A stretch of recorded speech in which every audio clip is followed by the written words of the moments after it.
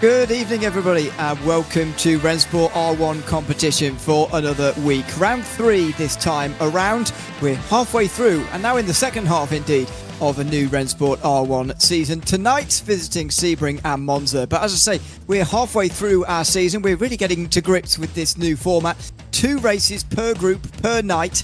And this is the one that everyone's had circled at the start of the season, because for the first time this season, Verstappen Sim Racing and Porsche Coanda are in the same group, and we're going to be seeing them go up against one another for the very first time in 2026. It's another new lineup as well for another new week of Rennsport R1 competition. Myself, Ian O'Leary, joined by Cam Roger this week on comms. Good to have you alongside me, Cam. You've picked a good week to join in. Verstappen Sim Racing versus Porsche Coanda. It's the sort of matchup, if you like. We don't often have 1v1s in sim racing too often, but it's the matchup that everyone will have been looking forward to from the very start of this season, and this is the round where it comes in, round 3. Absolutely. Not only in R1 competition have they been, so dominant and obviously fighting against each other, but this goes all the way back to the Red Line and Coanda days of 10 years ago as well. It's a rivalry that really has gone on, and to be honest, I can't wait to see how it's going to be with them fighting against each other in these obviously smaller groups today. Yeah, indeed. 6 teams in each group, as we're about to see. Each week as well, there is a community vote to determine the circuits. Last time we were at 2 different versions of Le Mans. We're going different places this time round. Sebring International Raceway's normal layout is going to be on the list, as is Monza, with not no chicanes at all, but certainly the first one missing. And so that will be a high-speed second race for both groups here today. Laguna Seca coming very close there, actually. Might see that on a future round if it comes up. We'll wait and see. Over the course of this season so far, each team have been collecting points based on the same system, so they can be matched up, despite the fact that not everybody has raced every other team yet, I don't think. Well, certainly not yet, but that will change a bit tonight. The top 6 is what you're really looking at here, and at the very top, Verstappen Sim Racing are leading only by 7 points in front of TC Esports. Rennsport Grandmaster Team BS Competition are tied for 3rd place ahead of Miles, and then Porsche Coanda Esports Racing Team. You may be wondering why they're all the way down in 6th place. Because after we left you after round 2, they were but further up the field. Well, this is why. Disqualification from both races in round 2 for in-game exploits. That's effectively track limits is what that really means. And so their points from Le Mans, both layouts, have been wiped away totally. Nobody else is close to even a qualifying ban, never mind a race ban. But the new ones to look at, Daniel Rates is on 4 penalty points now, Robbie Steppenford now on 3, and a couple of warnings in from last week as well. Sam Blitzter and Daniel Rates also on warnings for bump drafting there. They're going to have to be careful on that particular front, because at Monza you could fall afoul of that rule if you're not concentrating properly, and so just something to note heading into tonight as well. Here are the teams, here are the groups. And as you can see, it's Group A where we're really going to be focusing here tonight, Cam. Verstappen Sim Racing versus Porsche Coanda Esports team. But do you think we are looking at a 2-horse race? I say that because TC Esports are only 7 points behind Verstappen Sim Racing heading into this round of the championship. And we've had a decent sample size now of 4 races, and they're in Group A as well. It's a very, very strong Group A today. Oh, it certainly is. This is where the real action potentially is going to be had. But what that allows is some teams in Group B to then gain those points with the so-called top 2 teams not being there. But as you say, TC Sports do not rule them out. They are, as you say, 7 points behind in that second position. And we're going to see what they're going to be able to do today. As we hit Sebring, this is the track of many bumps, of course, and can always be a tricky one for the drivers to get right. It's very easy to make a mistake, especially through Sunset Bend here at the final corner.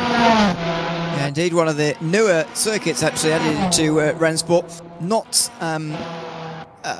Certainly not been as long in the sim as Monza has, which will be visited later on. Although I don't believe in R1 competition we've ever done it without the chicane before. A whole load of firsts happening over the course of 2026, that's for sure. Oscar Sopridge we saw coming across the line there, just went up into 2nd position. He's about half a second away from Sam Vlietstrad, whose time might well stand. That's very wide from Daniel Ratte, coming up towards the line there, missing the apex completely. He goes over the line and he only jumps up to 3rd. Those are the opening times, but the big names, if you like, and I hope that's not too rude, the big names are coming up towards the line now. Augustin Tolassi, first of all, from TC Esports. Yeah, second in the teams championship and TC Sports. To be fair, in general, over the last year or so, they've been really getting towards the top of sim racing. Across the line, what is it going to be? It's a long race of 42.9. That puts him provisional pole. Just for now, but there's still plenty of drivers to come, as is Kevin Siggy. Here he comes towards the final corner now. Purple second sector for him from Verstappen Sim Racing as he throws it into the final turn. Trying to manage the car over the bumps there. So difficult to do, as we know. And Siggy is going to go to the top himself, and that's a pretty decent gap as well. 8.5 tenths of a second quicker than Torlashi there. Yeah, this is...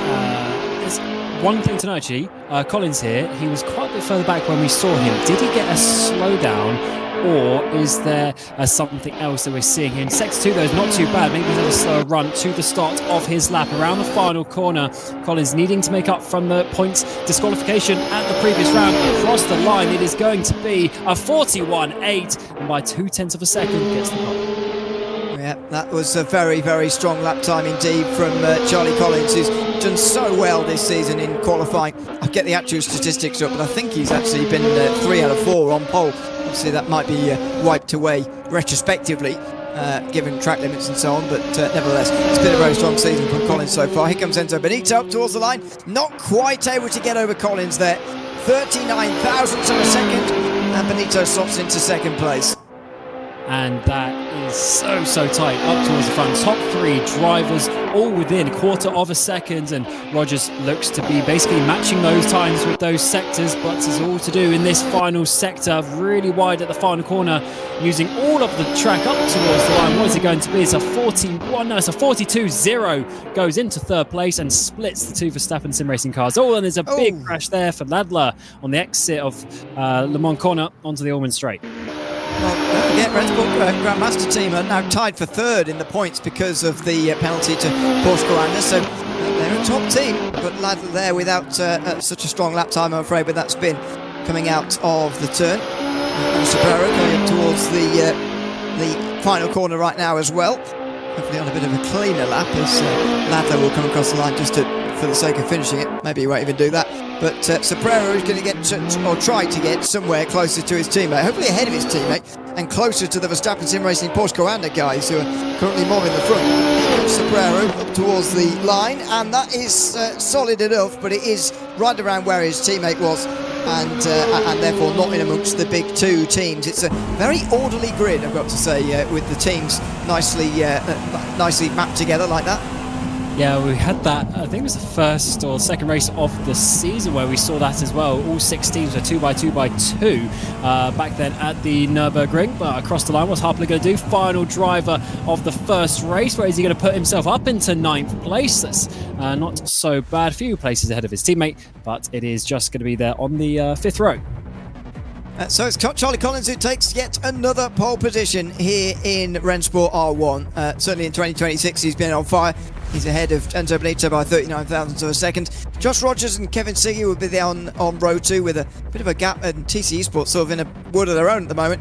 Augustin Torlashi and Deva Sebring on row 3. Stan Vlietstra, best of the rest, you might say, for Referox, ahead of Oscar Soprich of the Sim Nation PXN Racing team. Then Kimi Happala, ahead of Daniel Rates, who's Soprich's teammate.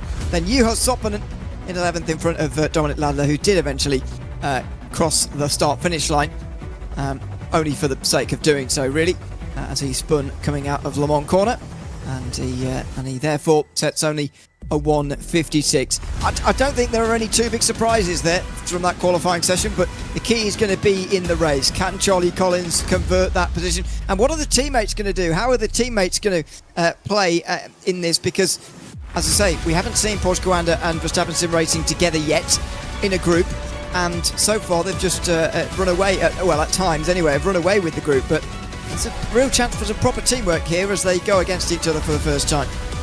But things such as bump drafting are not allowed, so I guess not so much of an issue at this track, but there are still 5 straights, let's call it. They often have a lot of kinks around this track, but there's still 5 flat out straight sections where the drafting will be quite important. So if you can get your teammate bumper to bumper, you can at least push them, but you can't actually bump draft and make contact with them NASCAR style. You need to be just leaving a little bit of room and just using that aero push, taking the air off their rear diffuser. It's going to be a very exciting race though around Sebring, because it's always fast and frantic. There's big long straights with big heavy braking zones, so there's a lot of overtaking opportunities.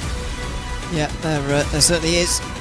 As they all come to a stop in the warm-up session, a very brief warm-up before we get into the race itself. You can see Stanford just coming to a stop there. No, just seeing some of them were actually just stopping for the sake of it there. They'll carry on for a couple of seconds longer in practice before we get into the first race of the day. A reminder of where the big teams are in the standings heading into today. Verstappen Sim Racing leading the points by 7 ahead of TC Esports after the first 2 rounds of the season, first 4 races of the season. The Rennsport Grandmaster team are here. They are in tied 3rd place at the moment. Also in this group, Porsche Coanda, who are just in that final qualifying spot in 6th position. It's the other teams like Simnation PXN Racing and Refrox Esports who really do need to try and get some points on the board, because there's only a couple of rounds to go, only about 4 races for you to get into that top 6, which is very much beginning to be defined here at the very front of the field. For those who are already inside the top 6, just make sure you don't do anything stupid, anything silly. Make sure you're still there by the end of the day and still therefore in the qualifying spots. 9 laps in each race here tonight in Rennsport R1's visit to Sebring in the hypercars for the very first time. Charlie Collins though on pole, a script we've very much seen before. He's got Enzo Benito alongside him on the front row of this grid. You can see their 2 respective teammates directly behind them on the grid as the long hold finally comes to a close, and it is a strong start from Collins. He's able to get in front of Benito fairly easily on the way towards turn number 1, and a bit of a gap indeed back to Rogers and Siggy, who also don't switch places. In fact, the top 6 have not switched places at all. Coming down towards turn 3, they'll all get single file through the first sector in a very orderly start. Not what I was expecting. I thought there was going to be some big sends up the inside of turn 1. It's so wide there. Oh, and off onto the left-hand car, sliding around, but I think they'll be okay in the end. Through the big bend, down in towards the hairpin. He's going to be Sobrero. Is he going to be taking a move on his teammate Olash? You know, he's going to sit in behind. That is the thing to do, because you don't want to let the top 4 drivers get away. It is currently Siggy, that car in 4th, that they're trying to chase down. Yeah, Kimi Happler it was. Someone was trying to race on a microwave back there and weren't staying connected very well. So they've gone, and that's no surprise. Thankfully, we don't have that car flying around anymore. And Dominic Landler now forced to fight alone. And for the Rennsport Grandmaster team, that is not what they needed. They are 30 points above the cut line of the Rennsport, the first Rennsport community team. The 3rd team, by the way, only 5 points behind them. They're all in Group B with big chances to gain points. And when you do have such a strong group, you need to sort of limit the damage. At the moment, it could hardly be going worse for the Rennsport Grandmaster team, at least in the opening lap. Yeah, this is not the start to the race they wanted. Fair enough, Ladler not having the best in terms of the qualifying after that spin, coming out of this very corner onto the back straight, but then to lose your second driver on the opening lap, that is tough out there, and they're not going to be getting many points, at least from this race, but they do have a second one coming up a bit later on. But to end first lap, Charlie Collins still leads by 3/4 of a second. A very, very orderly start to begin the night's racing at Sebring.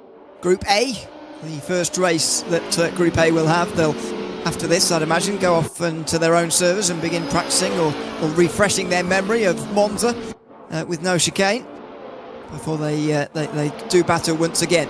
In case you're wondering, by the way, with the point system, a first versus third is, well, I don't want to say significantly better, but it is a few points better off than a second and a 4th. Obviously, there you can see the live points. Verstappen Sim Racing won't be that bothered about that because they're gathering points over TC Esports. Both of their drivers are ahead of both TC Esports drivers, and so the gap will be up to 21 as opposed to the 7 it would have been at the start of the day. So the gap tripling in just one race. I think that's what Verstappen Sim Racing will probably be focused on, and so they might well be fine with this scenario, even though they are losing points to Porsche Coanda right now. Yeah, Porsche Coanda, of course, jumping up from 6th to 3rd, but that's not including the fact that Mouse and BS Competition are not in this group, so they basically don't have the points in that live standing, so they'll be getting them later. So still a good job from Porsche Commander though to be first and third as it stands here on lap number 2. This is what they need to do to regain from that double disqualification. That's the thing, is it wasn't even just one car, it's double basically from both races. Really losing out after a very strong performance at the double Le Mans round just a couple of weeks ago. It seems like Roger's not able to look on the back of Enzo Benito just yet in terms of making it a 1-2. Yeah, I mean, you mentioned that about both cars being disqualified. It just shows the sort of, well, we speak often about practice for these events and how it's good to sometimes have a teammate to practice with, keep you interested. You can compete against each other in practice sessions, but also you can lead each other down the wrong path. And unfortunately, that's what happened there for Porsche Commander. We've got some work to do, but as you can see with that graphic there, they're comfortably inside the top 6 again. By the way, a maximum score from one race is 36. So if you see a gap of over 36, then you know they're in a good place, and that's what Porsche Commander do indeed have. They've got a gap of 42 right now over Community Team 1. Would it still be 17 behind Miles. They're in the same group. That is a mistake from Augustin Turlassi coming down in towards the hairpin. That's the first positional change we've seen inside the top 6 in a very orderly race so far at the front.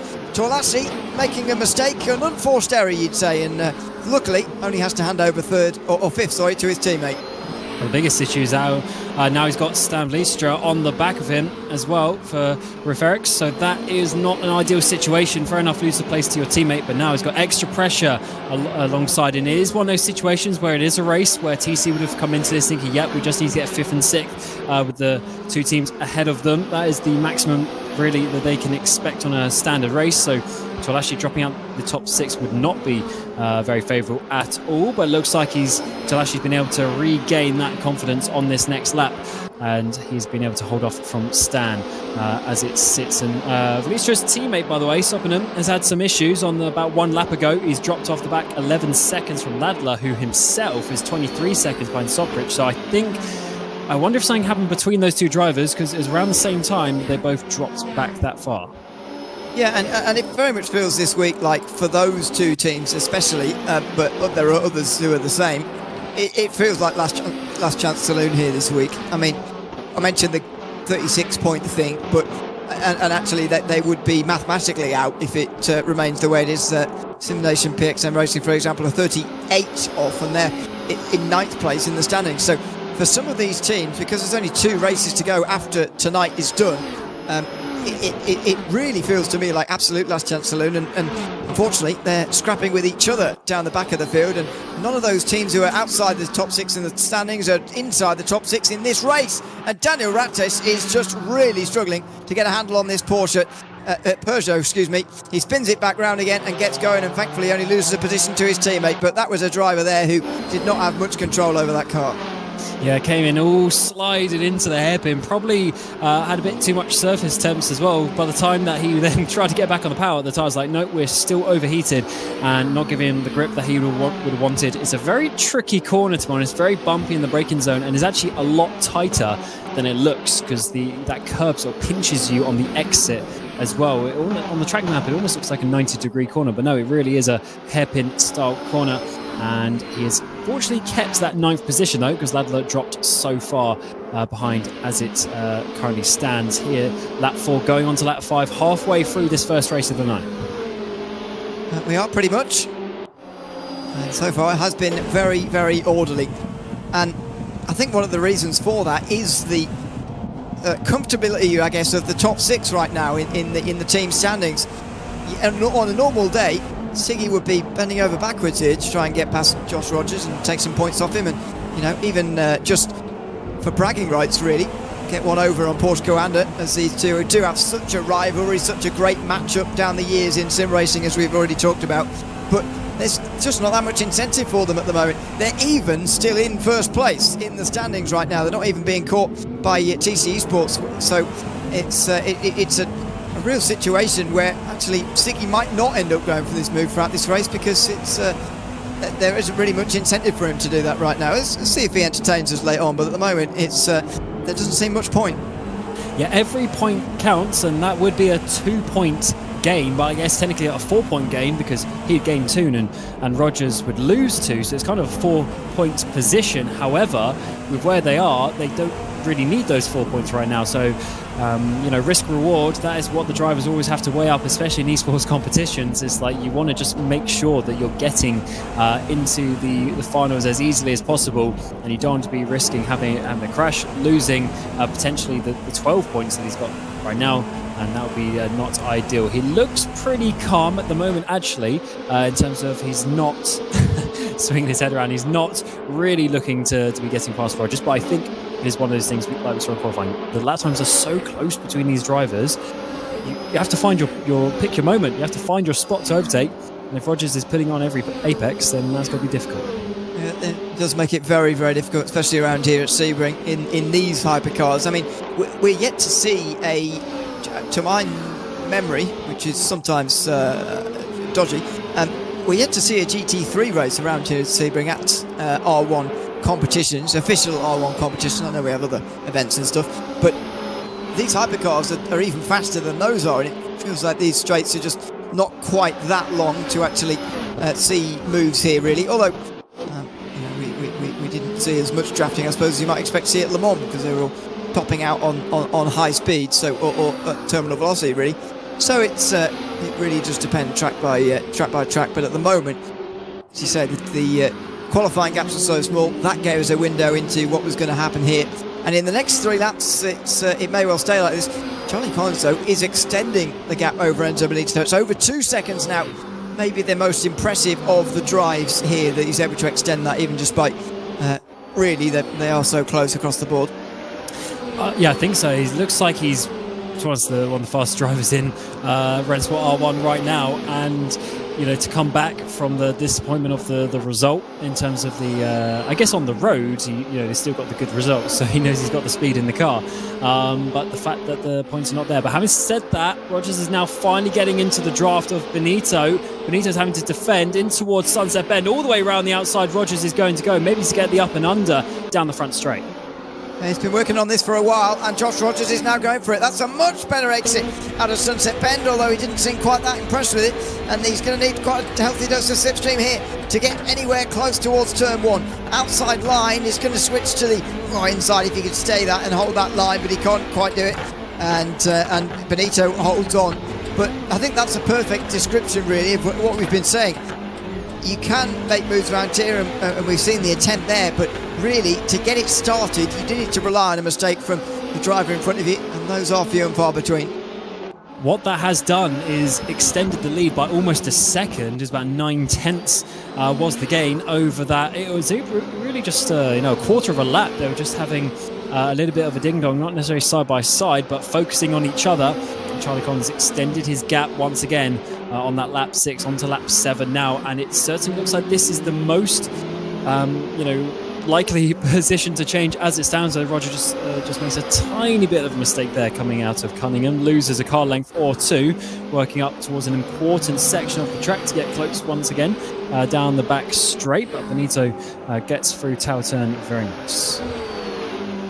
Yeah, he seems to have got this back under control again after seeming like he'd lost it about this time last lap through Le Mans corner.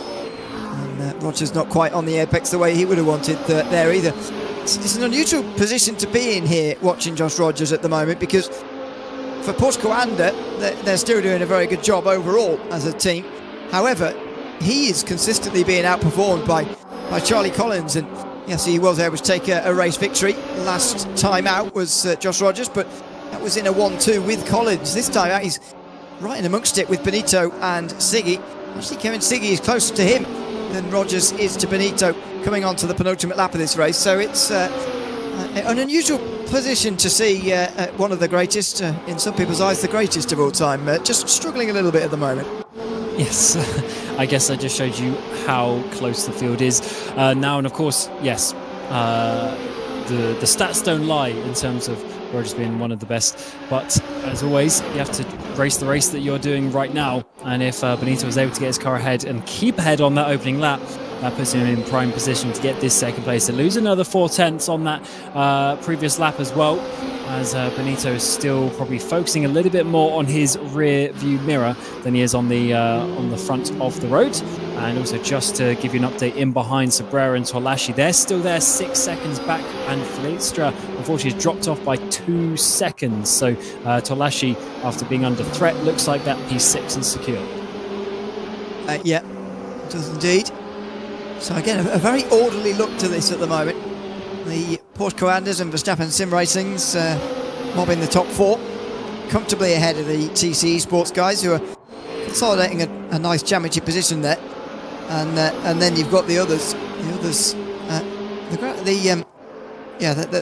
Well, they'll be struggling to really get too much from this, to be honest. Take too many positives from this race, to be honest, being in the bottom 6 here through the final turn. And on to the final lap for Charlie Collins, and then the rest of them. On board we go with Josh Rogers as he tries to get close to Enzo Benito. It kind of felt to me there, that move through Sunset Bend a couple of laps ago was as if to say, well, I'll take the position if you're going to offer it to me, but I'm not going to risk life and limb trying to get this second place away. He wants to preserve third at the moment, Rogers, and just getting to the end, picking up some solid points rather than going all out for what realistically is only a couple of points up the road here. Yeah, and not quite close enough for a final lap send. Riding on board with Josh Rogers down in towards the hairpin, and it is a little bit wide for Benito. And I mean, just locking the rear end there for Rogers. Is that going to open the door actually to Ziggy in behind? No, it's actually 4/10. Not going to be quite close enough to capitalise on that. Up in towards Cunningham, but definitely showing you that Rogers is still pushing, to be honest, and having some issues there with that rear end. Well, he is. You see it so often in these hypercars on Rennsport, the way you really rag these cars around. On a tower corner, and it looks like he's going to be fine. He's just going to avoid an error here through the final sector, and on the way towards Sunset Bend he'll know whether or not he'll be safe from Kevin Siggy, the former World Cup winner. Through the final turns, yeah, he would be fine here, Rogers. So he holds on to a top 3, but meantime out front his teammate Charlie Collins is, well, looked like he was already on relaxing mode again after really putting in a performance in race number 1. Race 1 of Group A here at Sebring tonight goes to Charlie Collins as his magnificent Rennsport R1 season continues. Barely a reaction from him as he comes over the line. He knows that Porsche Commander have a little bit of a way to go just to make themselves absolutely safe here tonight, but that is a very good start to it. And the others who are in this group, TC Sports, Verstappen Sim Racing, also consolidating their places pretty comfortably as well. With the bottom 3 teams here down the bottom end there, all of a sudden looking, their membership in this and their prospects of making that top 6 are getting very, very slim now. Yeah, indeed. The gap is increasing, and it is a very sort of harsh cliff that will happen with the amount of points you get for sort of the top 4, top 5 positions compared to what we get in the bottom 4, bottom 5. So yeah, if they're not getting it tonight, then that's going to be putting them under jeopardy of getting in towards that final. It's the top 6 that we are focusing on, but of course we still have the Group B to come, and they have not got those points on the board, so the gaps will close up a bit. Yeah, well, these are the final race results then. Charlie Collins winning by 3.8 seconds in front of Enzo Benito. Josh Rogers and Kevin Siggy completing that pattern through the top 4 for those 2 teams. The TC Sports drivers, Trevor Sobrero and Augustin Tolashi, were next to Sam Vlietstra, the first of the Refrox drivers. The 2 Simulation Picks and Racing drivers next, Oscar Soprich, followed by Daniel Rates.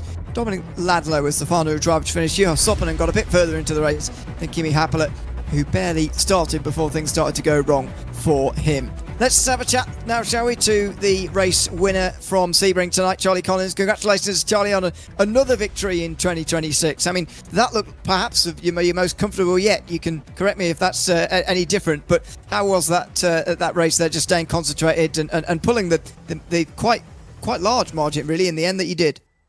Hey, fellas. Yeah, it all ended up pretty smoothly. Qualifying was pretty close. I think only a few hundredths in it, but yeah, after the start and after turn 1, I kind of knew just to look forward and not look behind, and yeah, I think you saw the rest.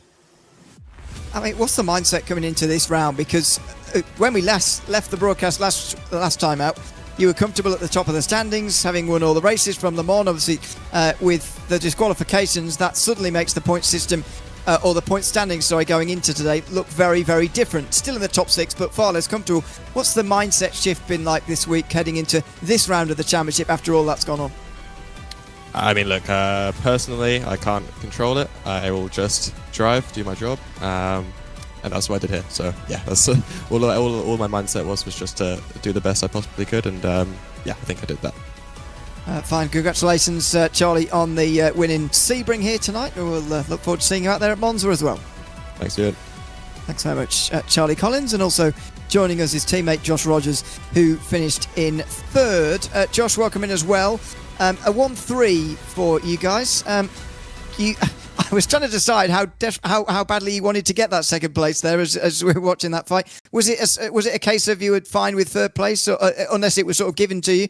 Or were you really going for that there? I guess. Yeah, no, like I was going to try and get the job done, but I was also worried about getting backed up into Kevin. So I had that one go, and yeah, from that point on, it wasn't really worth taking the risk anymore. Ultimately, it's a qualifying series. Winning here doesn't help us for the final, so just scoring points and getting through.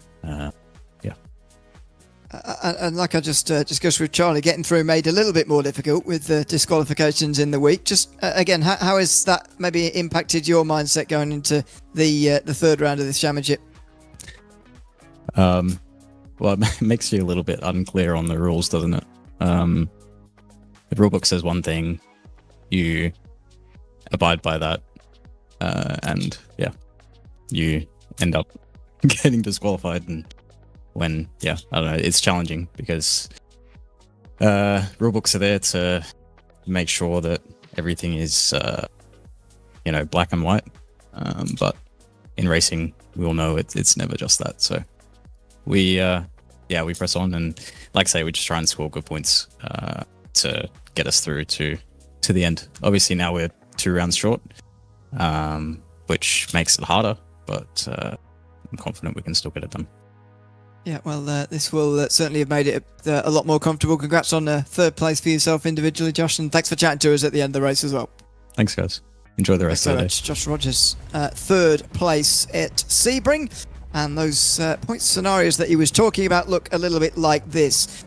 That's a race, Cam, that Porsche Commander really needed, because before the day, 15 points, you're looking at a slightly nervous final couple of rounds if things went wrong tonight, but that's the best possible start, because I know that Community Team 1 haven't been yet, and they have the chance to do that right now in Group 2. However, Porsche Commander are 42 points ahead, and if they can hold that margin through Monza as well, or indeed through the next 2 races, they'll be above that 36 point maximum for a round as well. So it's looking pretty good for them, or at least nerves will be settled there now.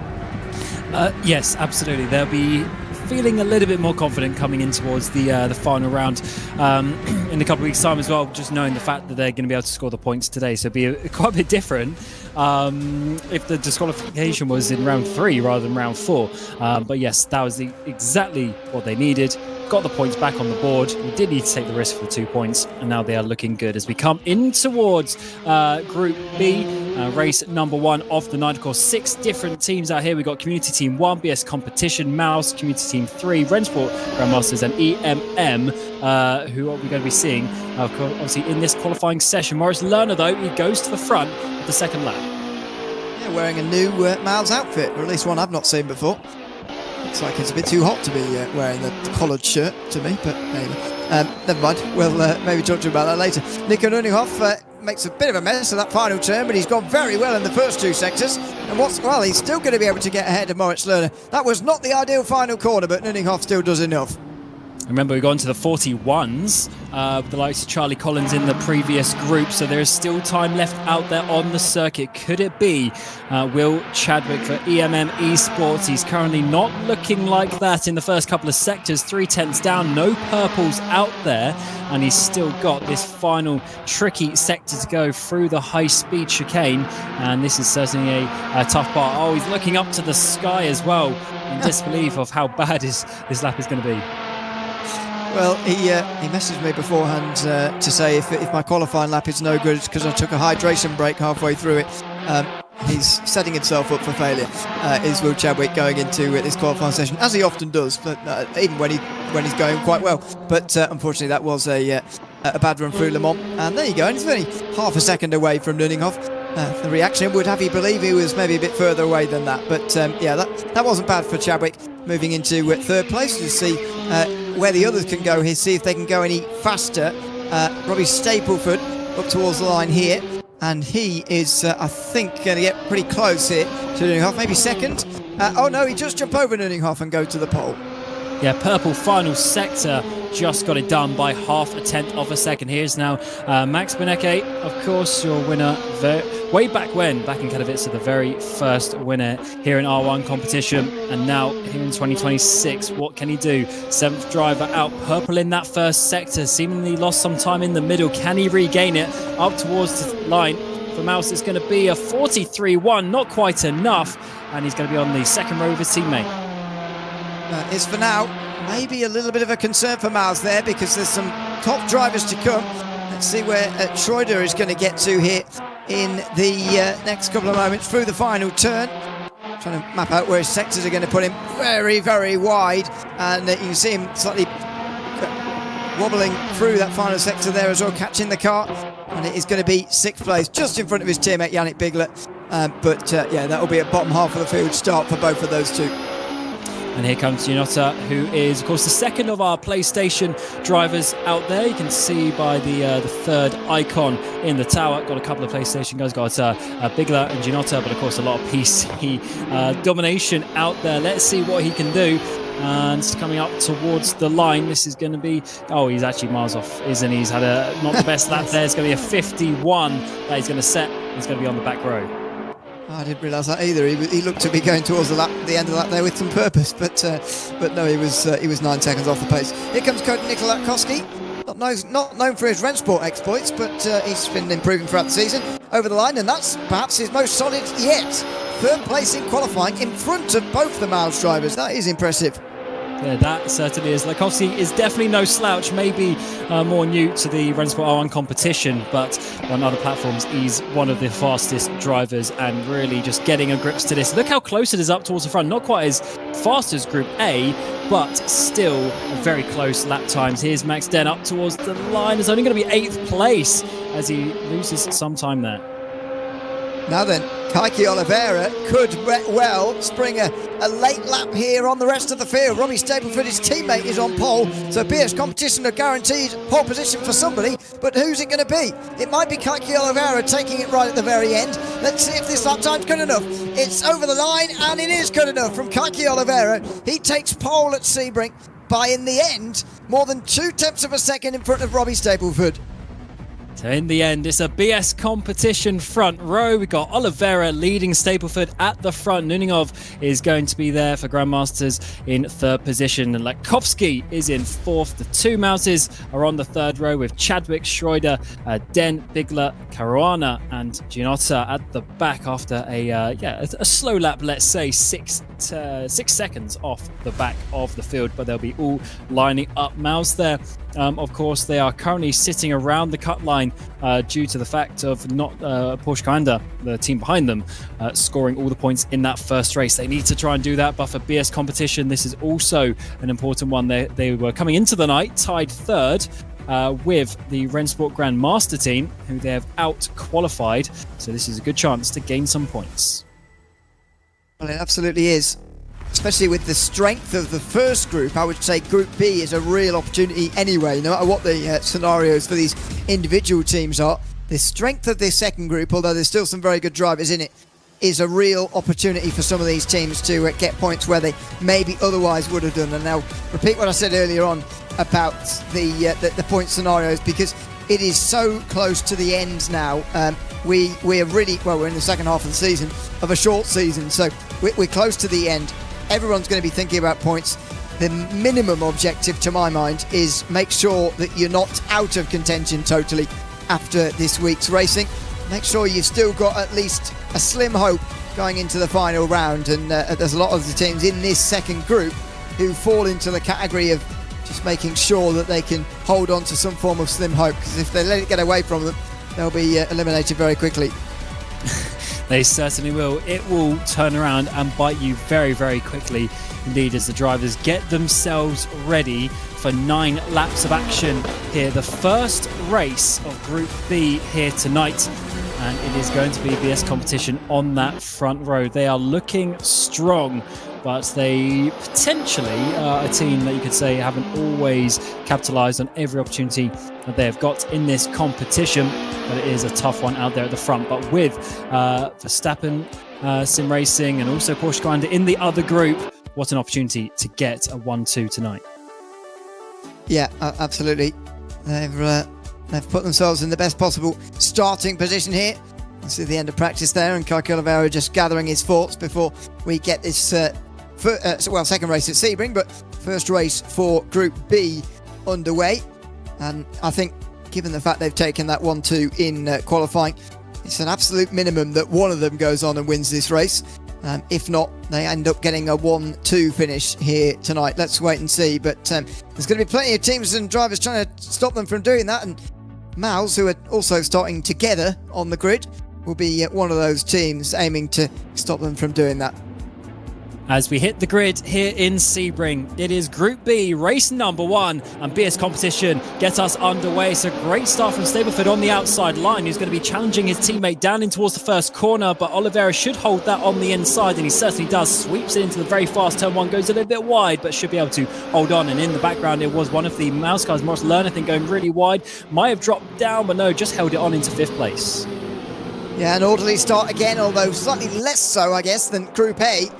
A little bit of fighting through that first sector before they get now through Big Bend and towards the hairpin. Here they come, and will there be anything here for the top 2? No, but Nuninghoff pretty close with those in behind, and no, they'll stay in line. So yeah, an orderly start again here, and this time in Group B.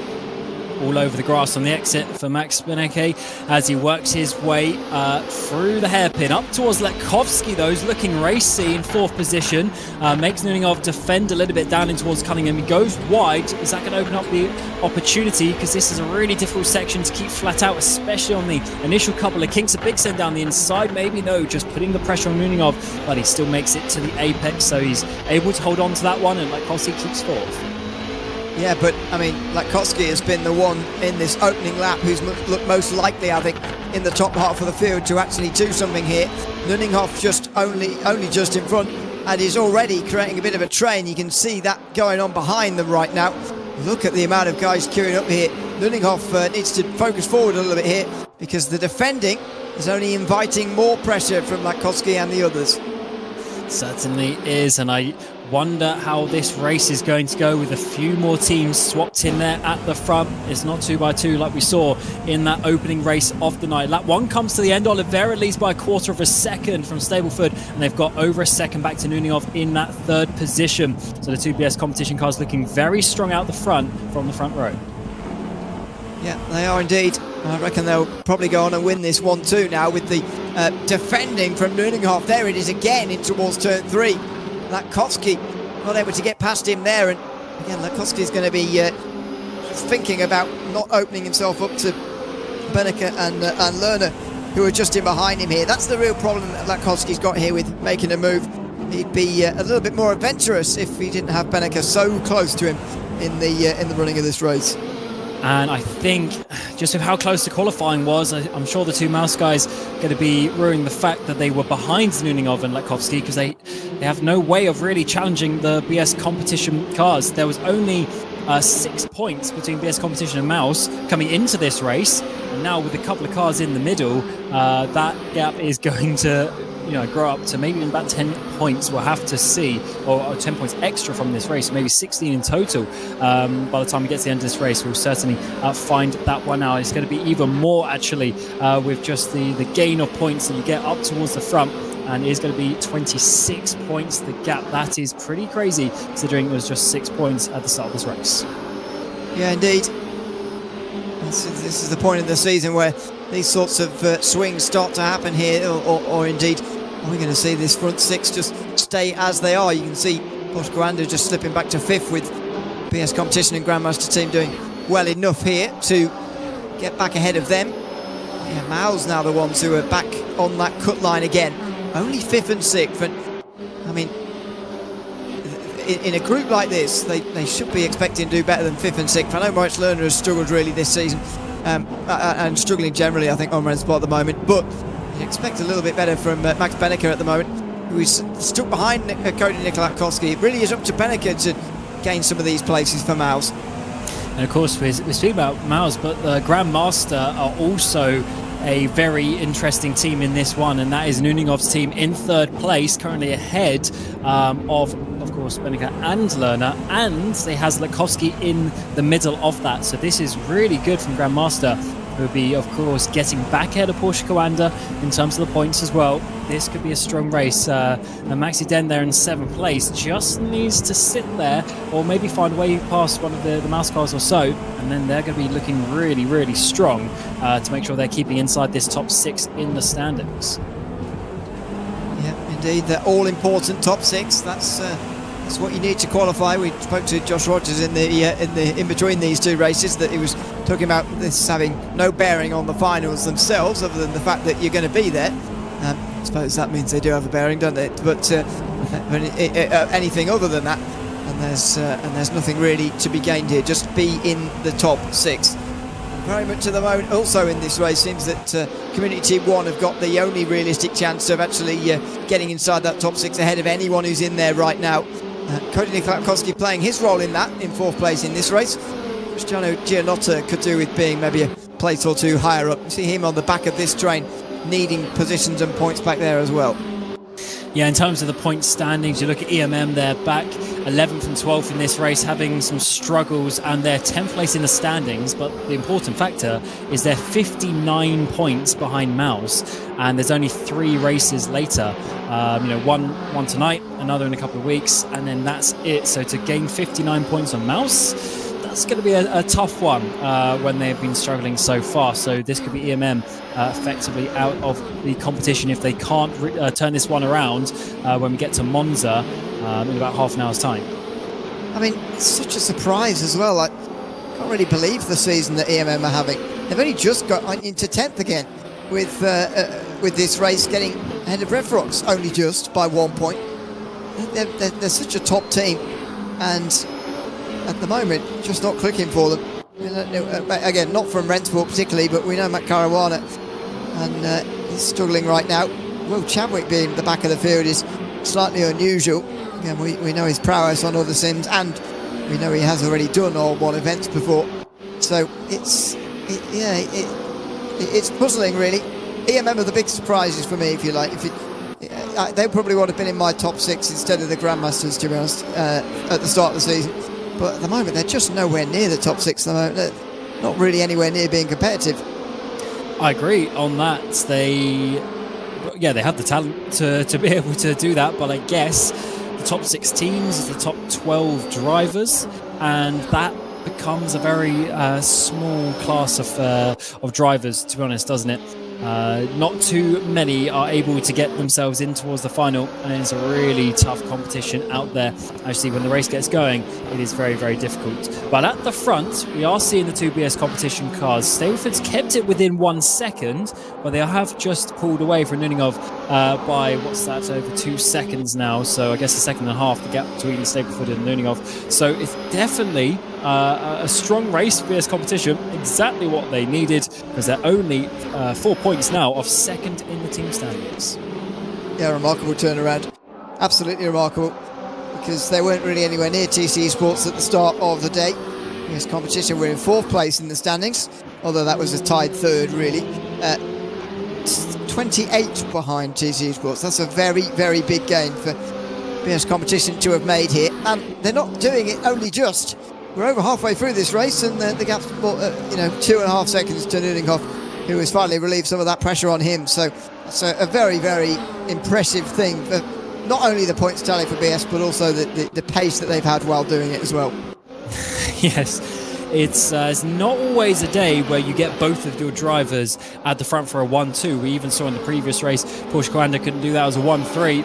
So for BS competition to take advantage of this is very, very good indeed. As lap 5 going to be coming on to lap 6, so 2/3 of this opening race for Group B are going to be completed, and Oliveira from that pole position, he had a couple of tenths there in the pole, and now he's got a second in terms of the race as well. It doesn't look like Lekowski's going to be able to challenge Nuninghoff, so it is going to be all about Beneke trying to get on the back of Lekowski to try and regain some points. An extra 7 points would put them tied with Porsche Coanda, but I don't see how they're going to get that 7 points very, very easily in this race. It's going to probably require them both to move up places. They might get Lekowski, and then they'd only be 4th and 5th, and still quite a long way behind Nuninghoff. So, yeah, I'm not sure that is going to happen. And just the fingernails will be getting slightly shorter down there, I suspect, at Miles. They won't be worried yet. I mean, we've both spoken to Max Beneke and Moritz Lerner in the past. They're not particularly the type to get so nervous or worried about a point scenario. I think they'd very logically say, well, as long as we're 1 point ahead of the 7th place, and I don't really care. And that may well be the mindset. But it just is getting a little bit closer, and maybe a bit too close for comfort for some. Only 19 points, and it just takes one race where something goes wrong, and you could be in a bit of trouble. I mean, you've already seen BS Competition, how many points they've gained on TC Sports in one race. That is, just something. If Community Team 1 decide that they want to go fast, Lekowski sneaks a race win, Ginota able to get up inside the top 6. Before you know it, some points could be coming on the board. And we have an interesting race coming up a little bit later. Of course, this is the first races that we are doing in Group A and B, and then we move to Monza, but without the chicanes. There's going to be a very fast run through Curva Grande that the drivers are going to be probably not looking forward to. Is Max Beneke there? Big mistake. It might even be Moritz Lerner to think about making a move, although as they are teammates, they shouldn't be doing anything silly, but what it has done is really let Lekowski off the hook. It has. You need a building of pressure there from Beneke. He's a strong driver and could really put pressure on someone like Lekowski, who hasn't got as much experience in Rennsport as someone like Beneke has. And so that pressure, all of that build-up, is just relieved now. And with less than 3 laps to go, it's pretty unlikely that these Miles guys are actually going to make the pass. Because to be honest, here at Sebring, the overtaking in these hypercars has been very, very difficult so far. Yes, definitely more than I was expecting. To be honest, I thought the longer straights there was enough time to make some moves, but it has been a little bit difficult. These cars are very, very fast, and they get off the corners very quickly as well. So if you can't quite make the move, then your rival head just gets that extra car length or so on the exit. You really have to be pushing on them and forcing them into a mistake. We've seen it a few times, to be honest, so it is possible. You see Moritz Lerner here, not able to keep up with Beneke just yet.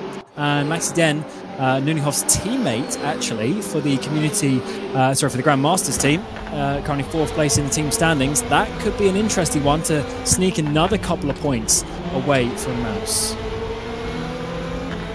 As I say, it takes a couple of these moments and a few more points lost, and sometimes it can get a little bit nervy for Miles late on. Let's keep pointing them out, because I see them at the moment as the most likely to fall outside the top 6. Not that I think it is likely, but just more than the other 5. I mean, the next one up is Porsche Coanda, who are still going strong despite their disqualification from the 2nd round, and Grandmaster team doing decently well as well. Haven't seen Maximilian Ten too much in this race, but a solid 7th place to complement Nico Nuninghoff's 3rd. Yeah, this is an unusual scenario for Mouse to be in. This is a team that should be fighting for the overall title, really, and at the moment they are not making they're making a bit of a meal of qualifying for the final at the moment. Sometimes it's not easy, but as long as you get yourself across the line, that is the important bit. But you're right, I was expecting a bit more pace from that team, but it is tough out there and tricky cars to drive. Of course, new to the platform as well. And new to R1 competition, so definitely a little bit of a different vibe out there from the previous GT3 machinery that we used for a good 3 years, and plenty of competitions. I mean, you've seen all the stats at the bottom of the screen. Some drivers doing well over 100 races, all in the GT3 machines, and now swapping to the hypercar, certainly a different type of race out there. Yeah, remarkable history to R1 in these GT3s. We're going to start to build up a history of hypercar results, so we'll start to compare and contrast who's done better in what. As the Rennsport R1 competition gets a little bit older, and generally competitions on Rennsport do get a little bit older, we can start to compare a little bit and see who's good at what, with the options available to you now on Rennsport. As Kaki Oliveira, who was strong in the GT3s and just going well in these hypercars right now tonight, is seeing the last lap on this first race of his night as well. Lap 9 here at Sebring for him. And, well, this has been one of the more comfortable ones too. This has been Porsche Coanda-esque, I would say. Fierce competition. Group B, race 1 winners. Let's see if they can complete the lap to be able to do that. That would be a great result for this team. They're going to be third place in the standings, just 4 points behind TC Esports as well. And TC Esports have big competition in Group A. They're going to have to race against Porsche Coanda and Verstappen Sim Racing a second time tonight, whereas BS Competition potentially get 2-1-2s tonight, and they will be able to overtake TC Esports. This could be a big night for them to jump up and effectively confirm themselves in the top 6, because they are now 49 points away from the 7th place team, and they're looking very strong. But Kaki Oliveira, oh no, big moment here for Lerner, and he's going to collect Den as well. That is a really not ideal. So Gianotto, I should say, not Den, getting involved in that one, and Lerner goes to the back. Well, I was saying earlier just how little of a mistake it can take for your situation to get worse. Now, Gianotto getting slowed down actually helped Miles as well, but drama on the final lap of this race for Miles and Moritz Lerner. Wow, that is it's a big shame for Community Team 1 that their driver was involved. Back to the front though, and Oliveira around the final corner is going to win from the pole position, and not only that, it's a 1-2 for BS Competition as they take victory here for race number 1 of Group B at round 3 of the R1 season for 2026, and Oliveira should be happy with that one. Now it's a commanding victory at the front. A round of applause that he gave to himself, and Robbie Staplewood there said it all. This is a big result for BS Competition tonight, and they'll be very pleased to make this scenario just that little bit more comfortable for themselves going into the final 3 races of this season. BS Competition only 4 points behind TC Esports now, so even the race for second for them is on. So here is your rundown of the top 12 drivers, as Oliveira, Stableford and Nuninghoff getting the podium tonight, and Nuninghoff some very important points for the Grandmasters team.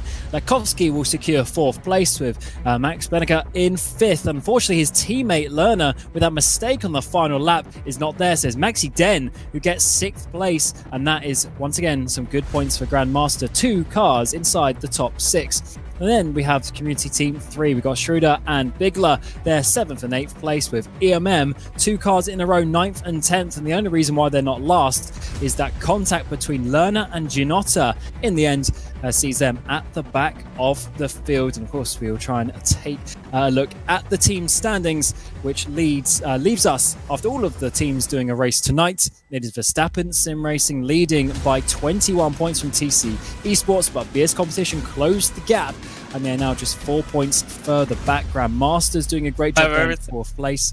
And then, of course, Porsche and Mouse, the top 6 teams. Kaiki, of course, a race win here tonight. And not only that, but a 1-2. How are you feeling after that one?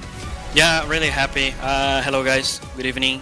Hello, everyone. Racespot and everyone watching. Yeah, I'm really happy. I think P1, P2 is the optimal result that we could have asked for. I think, we were confident coming to this race that we could do a good job, even though it's quite short preparation. We quite enjoy Sebring, so I'm happy to win and have Robbie as P2 as well. Absolutely. As you know, with the track vote and everything, is a bit harder to prepare, but you're obviously looking good out there. So how are you feeling in these hypercars? Still trying to find something with those hypercars. They're a little bit interesting to drive. I think there's something fundamentally missing, maybe to be for us to be even better. But I mean, it's something very interesting. I would like to leave it at that. Of course. And going into the next race, you got Monza without the chicane. That's going to be very fast down towards Curva Grande. Can we see another BS 1-2, considering the likes of Verstappen Sim Racing, Porsche Coanda, they're not in your group tonight? Very likely we will do everything within our control to make it happen at 1-2 again. But with I think we saw throughout the season the dirty air is very strong, and especially in Sebring with those medium high speed corners, it's really hard to race at all. So in Monza, maybe there's more chance, like in Le Mans, with no chicanes as well, with more chance for everyone. So it will be harder for sure, but we will try our best to make it 1-2 again. Yeah, absolutely. Thanks, Kaiki, and well done on your race victory. Obrigado. Valeu, galera. Ciao, ciao. Joining us as well, Robbie Stapleford, second place in that 1-2 for BS competition. You've got a big smile on your face, Robbie. It's a big 1-2, isn't it, for BS competition? How did that feel coming across the line together like that? Yeah, it's good. That was pretty much the plan. Qualify 1-2 and then just bring it home from lap one, really. So that's exactly what we did, and I'm happy to finally get a podium this season and also a 1-2 for the team. It's good. I can almost sense a relief among you and Kaiki in this. Is that because this makes the point scenario a bit better? Is that just because you as an individual have been sort of searching for these kind of results and now you've got one? I think a bit of both, really. It makes the other rounds look not that we wasn't trying, but it just makes the bad rounds, especially the first one, what all the effort we've put in has finally paid off. So to get a 1-2 is brilliant for the team. For me to get a podium is brilliant for me. So the confidence going into the next round and the rounds after that is just gone up. So yeah, it's good. Congratulations, Robbie, on being a part of that 1-2, and thanks for chatting to us at the end of the race as well. Thank you. Thanks so much. Robbie Stapleford in second place and comes with Nico Ninghoff as well. Yeah, Nico, well done on your podium tonight. Just a quick word of how you feel, because it was quite difficult to chase down the BS guys at the front. The BS guys had an incredible pace. First of all, hello, guys. Yeah, unbelievable feeling right now. I didn't expect to be so much at the front at the beginning of the championship, but so far 3-time P2 and 1-time P3 now. Important points for the team, for the Rennsport team. So yeah, so far so good right now. Yes, certainly a great result. So thanks for speaking to us, and good luck for race number 2. Thank you very much. Very quickly, we jump into qualifying for race number 2 as we hear from those guys from Group B. They'll go and prepare for this, the Monza round of this championship. Monza with no chicane, which is going to be interesting. I mean, they'll be glad about that on lap 1, I suspect, Cam. But the rest of the race, I'm not entirely sure whether they'd like that first chicane back again or not. It's always unusual, isn't it, when you take out a section of corners at a circuit that people know so well. Certainly. Let's see what the lap times are. So 24.2 there for Tolashi to open us, and we're actually not going to see the removal of that chicane until the race starts, as all the drivers finish their laps, coming in towards the Curva Alboreto, and the final corner is a very tricky one. So fast, but keep it tight. Shortest run to the line. Josh Rogers, purple, first couple of sectors, and up towards the line. It is going to be a 23.4 to take the visual pole, but plenty of other drivers to go. Yeah, that's more like the benchmark that we'll be seeing here. See whether Charlie Collins can go any faster than that. That'll be the real battle here. But Stan Blitstra, meantime, is going to come across. If he can get past Torlashi, that would at least be a success for Refrox, I think. Can't really be hoping to challenge among the big names here at the front. Well, the TC Esports are quite a big name. Here comes Blitstra, and it's 24-7. So, yeah, about 5 tenths behind Torlashi. Now, can Collins beat his teammate in qualifying again? This would be remarkable if he can. So as in the last, let's say year, Collins has been really strong in R1 competition, but to chase down Josh Rogers, that is certainly no mean feat. And up towards the line, he's gone purple in that middle sector. Is it enough? Up towards the line. Oh, yes, it is. By a quarter of a second as well. He goes to the front. That is a huge margin around here. 1:23 lap times, and most of that is on straights. So that's a real big advantage for Collins. And that makes you wonder, are these Verstappen sim racing drivers going to be able to slot in the middle here? We're going to see Siggy next, then Sebring, then Soppinen, then Enzo Benito. So here's Siggy over the line, and he does get in the middle of them. This has been, well, choose what you want. Either a very good lap time from Collins or slightly below par for Josh Rogers, or maybe a bit of both. But I'd expect both Verstappen sim racing drivers to slot in between them, to be honest. Yeah, I mean, the track's basically 5 corners without that first chicane. So that's half a tenth every corner, which is quite a lot at this level of competition. But, you know, it's always hard to keep it up towards the front. And Sebring goes to 4th place ahead of his teammate Torlashi by a quarter of a second. Sebring did finish ahead of him back at Sebring.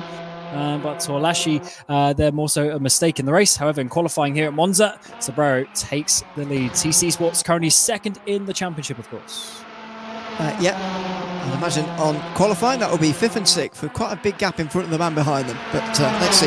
Soppinen comes over the line, and he indeed goes in behind them for Ref Rocks. But here is now one of the big names, the remaining big name really, Enzo Benito.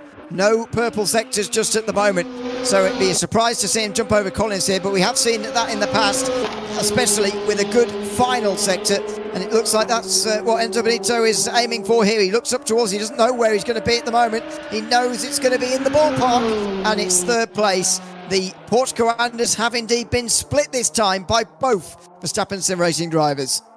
Yeah, definitely must have been a mistake on Rogers' lap, which is a bit of a shame for him because he's got some work to do now.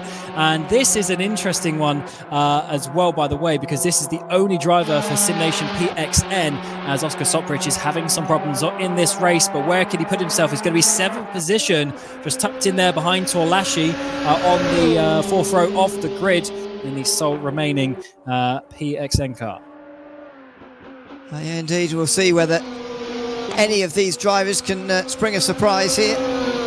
We do have somebody missing, by the way, on the grid as well for PXN, so we'll see if they're in time. But here comes Kimi Happela over the line, and that'll be 9th. And here comes Ladler trying to trying to do something in this session, because so far it was difficult at Sebring for those two. Oh, it certainly was. So yes, it was Happela having some issues at Sebring, but Soprich, who's not taking two, so he's been able to get back in, but Soprich not able to do so. Ladler across the line though, where he's going to be able to put himself in 10th position. So Soppinen is going to be the only driver in the 125s and on the back row of the grid by himself, as I don't think Soprich is going to get in time for the race. It's a shame for Soprich, but Charlie Collins takes another pole position, and what a lap there. Nearly 0.2 of a second better than anybody else. Kevin Siggy and Enzo Benito next. Then Josh Rogers, who is 4th, comfortably in front of the two TC Esports drivers of David Sebring and Augustin Torlashi, and they've got a relatively big gap over Daniel Raches there, who's in 7th, the only SimNation PXN racing driver. Then Stan Vlietstra for Ref Rocks, and between the two Ref Rocks drivers are Kimi Happela and Dominic Ladler, with Juho Soppinen rounding out the field. So we are going to see that run towards turn 1 coming up next in the race. And as I say, it removes the iconic view at Spa, doesn't it? That shot coming down the front straight and the big braking zone into the impossibly tight chicane. It's like turning off a highway or motorway and going onto a slip road, but obviously it's a race and they're all going in 2 and 3 and 4 wide on the way into that chicane. But it's not the same in this Lao. It's not the same. So it's going to be something difficult to get used to, let's say, but maybe the second chicane is then just going to serve the same purpose, because it's quite similar really when you look at it. And then there's more time for everyone to have slipstreamed each other. Certainly an interesting one, but I mean, if you watch the GT World Challenge race a couple of weeks ago, that's certainly what can happen. If you remember back to the Spring Major in 2023, you had Moritz Lerner causing quite a chain reaction that eventually led to Chinchik's win that day. So it has history, and that does that first chicane, but we've removed that. We go straight down into Curva Grande, and to be honest, I'm thinking we may see some opportunities for a slipstream down in towards basically the second chicane, which is now the first. How do we do that? We're gonna have to get our heads around that. Anyway, I think the role of the teammate might be very, very important. And you can see it happening here as well. These are not all teammates, as you can see. But people are just getting into this practice session and looking around and just figuring a few things out. You know, where do I need to be? Who can I slipstream? Who can I work with? What's the situation? Coming through this chicane, there's the cut-through road. It's pretty uneventful. But yeah, I do wonder, with Collins out there on his own on pole and then two Verstappen sim racing drivers together, I wonder if that's going to be of any assistance. Obviously, it's not in the rules to bump draft, but I do wonder, having two teammates in second and third, how that's going to be more helpful than it was to have them second and fourth as they were before. Yes, and I'm trying to think. Yeah, because they're not going to be pushing each other directly off the grid. They're not going to be behind each other, so they're going to have to try and get into formation. But at least if they do get single file, they will then be able to figure something out. The track is not overly wide either, Ewan. It is still that old school circuit. It has been reconfigured a few times, but it's still old school. It's not quite as wide as we saw in other tracks. Yeah, very true. Here we go then. A voyage of discovery in Rennsport R1 as Monza with no chicane gets underway, and the front six again get into single file very quickly. But here come the teammates, Siggy and Benito, in behind one another. Again, bump drafting not allowed, but working together, teammates certainly is, and into the curve ground. They look at the speed they're coming in with here. Rogers trying to make a use of himself as well here, trying to help Charlie Collins as Kevin Siggy gets to the inside line. Late on the brakes into the second chicane, now the first of course, first big braking zone, and this over the curve for Collins. This could be a big problem for Porsche Coanda as they slip back. The pole sitter loses not only his race lead, but second place as well. And track position is so important in these cars, as we've seen, and that could be a long afternoon for these guys in this 9-lap race, similar to the 9 laps we saw at Sebring. TC Sports following behind in 5th and 6th. Sobrero and Tolashi staying in formation with Felistra, as he did in that first race, in 7th. It does feel very similar to that first race in so many ways, but oh, look at that slide through the Ascari chicane. That was Benito and Collins making a big save there, and Rogers had to slow down not to crash into them both.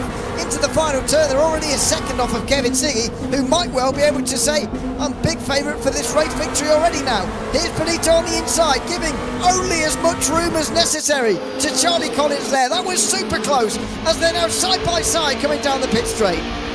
Yeah, Benito might be helping Siggy win this race effectively, but he's going to lose out on the podium with 3 wide, down in towards Curva Grande, and the two Porsches swap around. It's now going to be Rogers leading Collins. Collins is then really going to get the slipstream, and they might be able to put this in formation to both get back on the podium.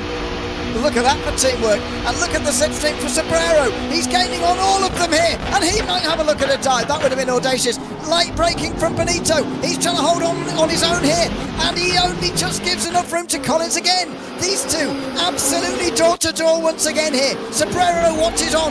He is going to try and follow the battle winner here. He can't quite do that, as Benito just about holds on. Not only have they let Siggy away, they've now let Josh Rogers away as well. You know it's a track for slipstreaming when, after a lap and a bit, your pole driver is down into 4th place and even under threat for 5th. What a massive load of slipstream we're going to see down in towards the second chicane of the Della Roggia, and I think there's going to be quite a few times we're going to see a double, even triple slipstream if these guys stay close enough. Oh, spin in the background, that's Stan Felistra in a strong 7th position, but he's now going to get to the back of the field behind his teammate.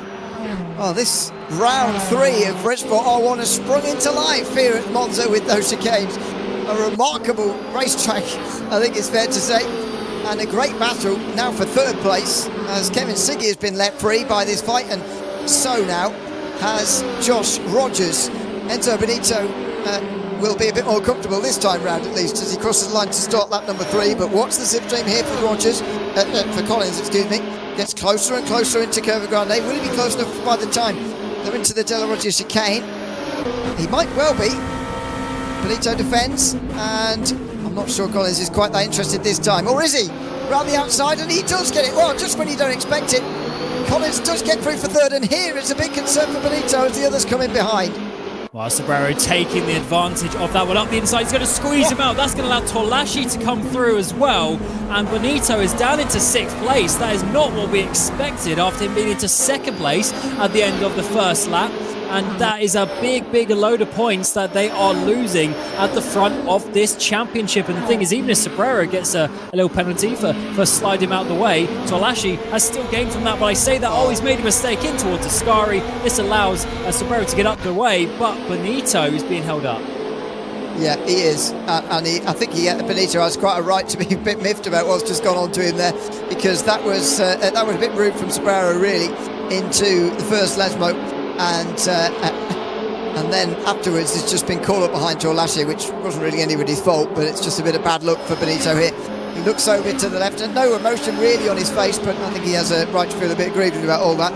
He can maybe rescue a top 5 now, but it's going to be very difficult to close margins like the one in front to Sebring now, because of the lack of corners around here. There goes Tolashi on the defensive, on the inside through the Curva Grande, but even on the outside you're completely flat out all the way around there, and Enzo Benito gets back into the top 5 very smoothly.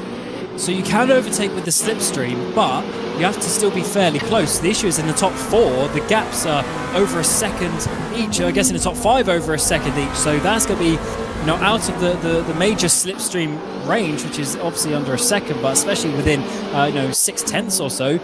So that is going to be a little bit difficult now to go up massively, as the top drivers are getting away. Ziggy, Rogers and Collins, the top 3. So still a strong result from Porsche Coanda, 2 in the podium so far.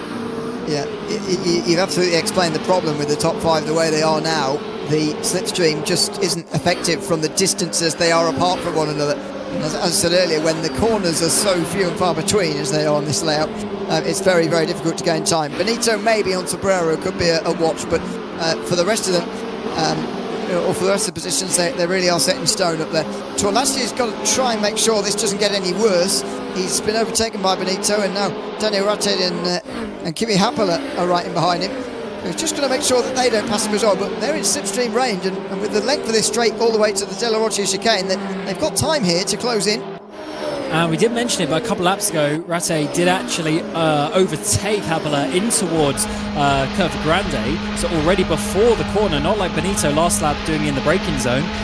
So he's already making some moves up there, and that is an important one for them, being in that 9th place, although the 6th position is slowly getting a bit too far away from them without some podium positions between now and the end of the season, which, he's got too wide though, and that is going to allow all his hard work, and that is going to allow Happel to get back through, and those are some important points. But yes, we're just 2 races to go in a couple of weeks at round 4. Yeah, absolutely. So that's what makes those point standings on the right hand side so important.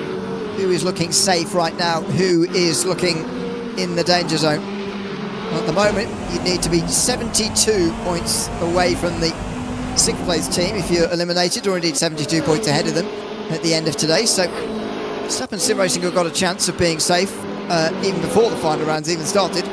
Community Team 2 are still yet to go, but Referog's in a little bit of trouble there with Glitchtra down in 10th and Soppinen out of the race already. Benito did indeed catch David Sebring, so here he comes, and he's got more than enough time to move up to 4th here. Yeah, this is nice, but is it just going to swap back around? We'll have to see. He's get there very early onto the grass. Or was that over the bumps? Because it's not a very flat transition to what would normally be the escape road for the first chicane. But in the end, Sebring holds onto it and regains control and keeps that 5th position. It's a shame for TC Sports. They'd have been confident after they got ahead of the Verstappen Sim Racing driver. But in the end, they go back into position of 5 and 6, where it seems they are today.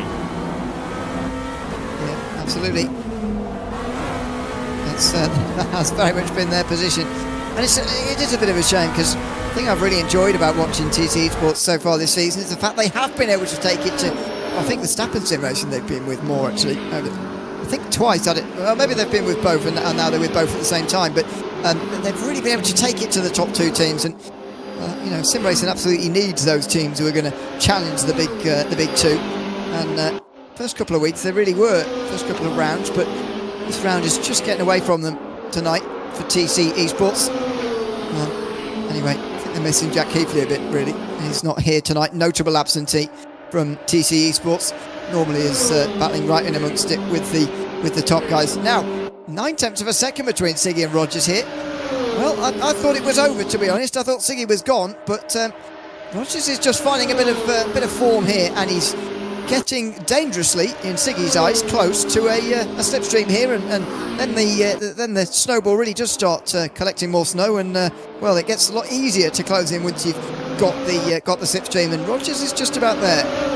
Yeah, gained about a tenth with the slipstream on that long straight. I was watching the gap, so he's just about there, but the issue is he's lost a couple of tenths through these corners of De La Roggia and then the two Lesmos. So Ziggy's still looking fast in the corners at that time, but you can see just he's going down and down and down. But as soon as you get within that sort of half a second or so, it will just accelerate. It's like a ramp. It's not a linear path by any means. So Ziggy needs to not make a mistake. If he does that, loses quarter of a second, he will be under threat coming in towards the final lap. But 2 to go at the line. Final race of the night here for Group 8, race number 2 at Monza no chicane. And it is Ziggy leading, 2 laps to go in the 2 car. Maybe this second half of the lap is just about done enough to keep him at bay for one more lap. And don't forget, you've got to get your moves done early here in Monza. So we're only 1 lap away from the best overtaking chance for the final time. I know it looks like a long time remaining with 2 laps still to go in the race, but it really ticks away from you very quickly. Rogers is only about a 100th of a second closer than he was last time coming into the Curva Grande, maybe 200ths, but that sort of a rate of closing is not going to be anywhere near enough. He's going to need an endurance race to close at that sort of rate. Through the second chicane, that's a nice run there, and he's now 2/3 of a second behind. This has got to be the lap of the race from Josh Rogers. Yeah, this needs to be pole position lap, even though he was 4th on the grid. This needs to be a pole lap. He needs to get as close as he can to that half a second gap. Then he might have half a chance coming in towards De La Roggia on the final lap of the race. Ziggy, of course, will be doing everything that he can after having a slightly disappointing first race. I think by his standards, coming in 4th, he'll be wanting to swap this one around, and he's doing a good job, but it's half a second just over with 1 corner to go before the final time down in towards De La Roggia. He just got offline a little bit through the middle of Ascari there, which just threw him off into that final corner, but I think he's okay, into the final corner of Ascari, but I think he's okay. Now it's half a second. What's his exit from the Parabolica like? It's okay. He's at least level with Ziggy coming out of that final corner. Here's the big slipstream. The final lap is here, and the best overtaking opportunity on the lap comes right away at the De La Roggia. Towards the Curva Grande, he's getting closer. Is he getting closer quickly enough here as they come through that first chicane there? They blow straight through it in towards Curva Grande. He's got quite a rate of closing now, Josh Rogers, and he's been given the inside line by Kevin Siggy. He doesn't defend it, and as long as he's brought it up in time, he's got this. Oh, it's gone off. Josh Rogers makes a rare error here, and he's thrown away the chance of winning this race. That was a slam dunk race win, I think, if he got it past, but the issue is he's doing 10-15 k's an hour faster. He actually had the perfect gap. He was right on the end of the slipstream, so when he got to Ziggy, he had such an overspeed, he was able to go by. Ziggy not able to defend, but with the extra speed, misjudged the braking zone, and unfortunately Ziggy got back through. Half a lap to go. Ziggy needs to hold on to it here because it's so difficult to overtake in the final corner.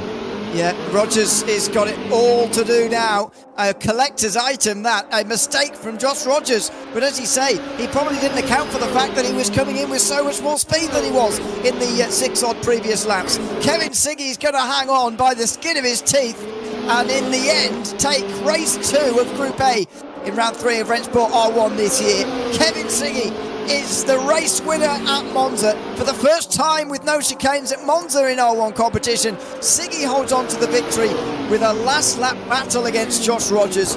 Both teams will be pleased with the points totals. They effectively reversed their positions from Sebring, so they come out of the day absolutely as they were, these two sides. But how about that? Rogers makes an error into the second chicane. You do not say that often. He does, and that could be a crucial couple of points because they are 11 points behind TC Esports. I guess we're only really looking to be inside the top 6, but certainly would be nice for them to regain that position. But Ziggy overcoming a difficult first race and to be the winner. Well, 0.4 of a second in the end. Josh Rogers couldn't get the pass done on that last lap. He finishes second in front of Charlie Collins.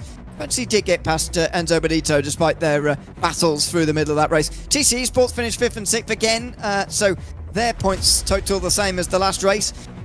Kimi Happala having a much better time at Monza, finishes 7th for the Community Team 2, head of Simulation PXN Racing. Only Daniel Rates from that team, though, competing in Race 2. Sam Fletcher gets to 9th for Refrox, the other driver, Juho Soppinen, not making it to the end. And Dominic Ladler having a difficult day, finishing down in 10th in Race 2 for them as well. Let's have a chat to Kevin Siggy, shall we? The race winner from Monza with no chicanes tonight. As we see the points there, Verstappen Sim Racing extending their advantage at the very top of the standings by 35 points over TC Esports and Porsche Coanda, who are in third. We're still yet to see BS Competition Grandmaster Team and Mals, who are all next in line, and Community Team 1, who are all next in line. Kevin, welcome in. Congratulations on a race victory at Monza tonight. That last lap between yourself and Josh Rogers, talk us through that run down to the Della Rogers chicane and how you were able to hold on there.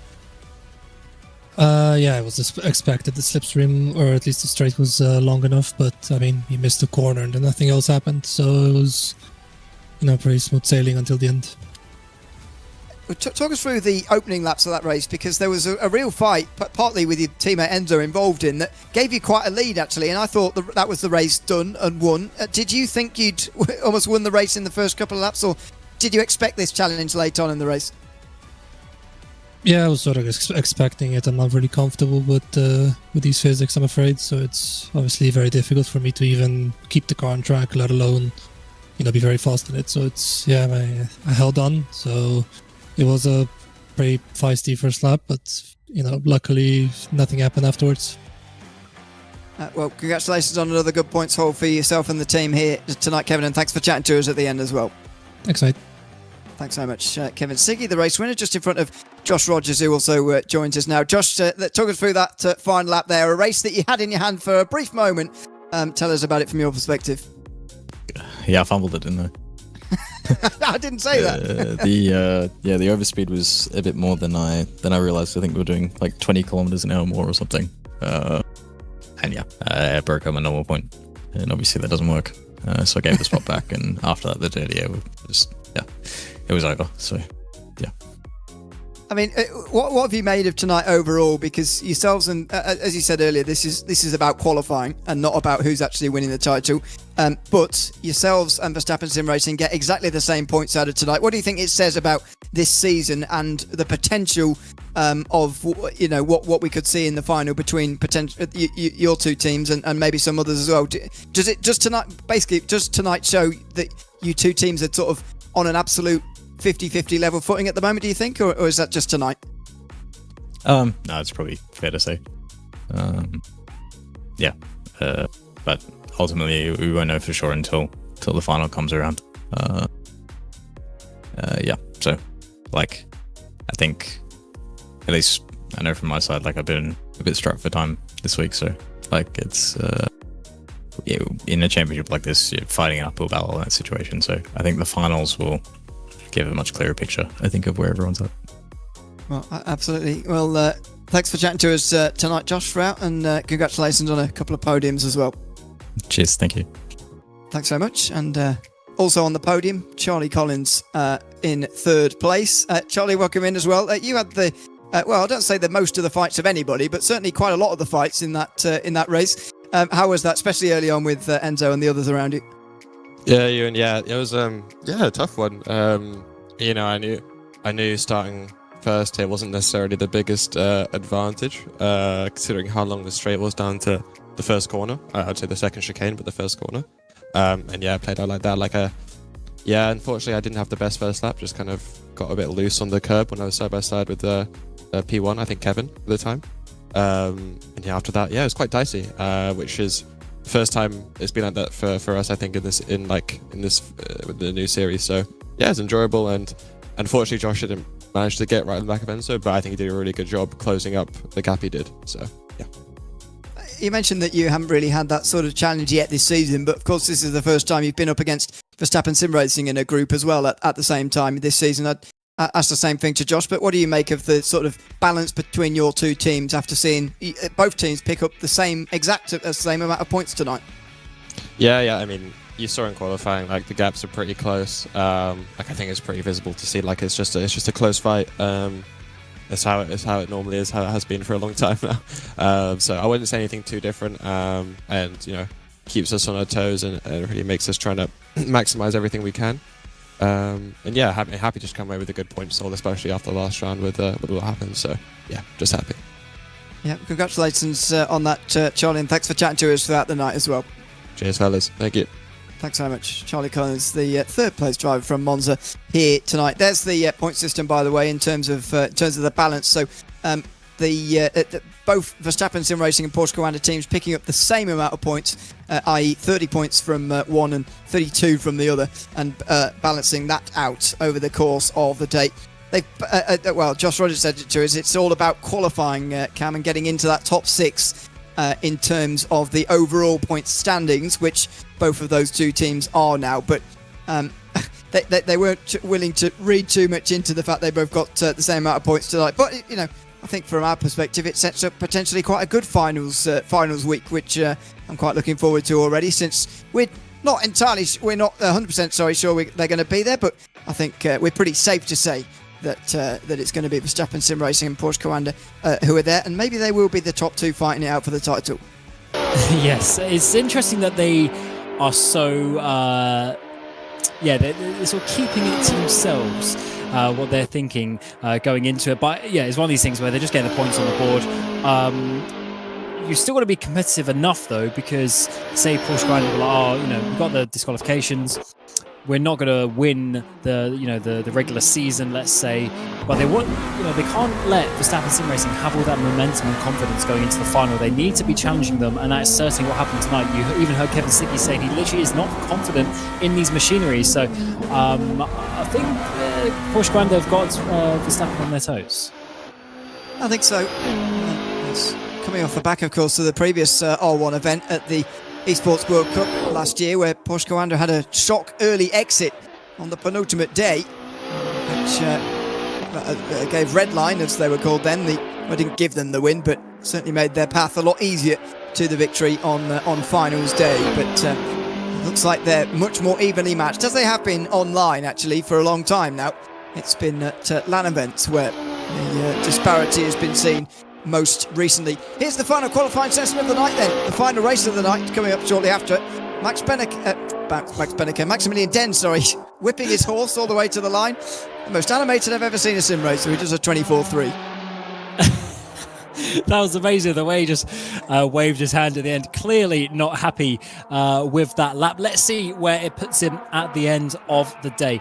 Here we go, though, for Bigelow coming around the final corner, one of our PlayStation drivers, and up towards the line. He's got a couple of purples, although that is taken away, so there's a fast lap coming in behind him, and Bigelow up towards the line, also egging his car along, but in the end, by 0.5 of a second, just misses out. Warm temperatures send everyone loopy. Anyway, here's Will Chadwick, less expression-full at the moment as he comes into the final turn. This looks to be a better lap from Will, actually, and the expression on his face says that he's a bit more pleased with it. Or at least he's not disgusted with himself like he was at Sebring. Now out the final turn and up towards the line, when to see what it's going to be.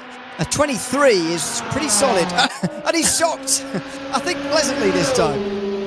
Is he shocked by the time?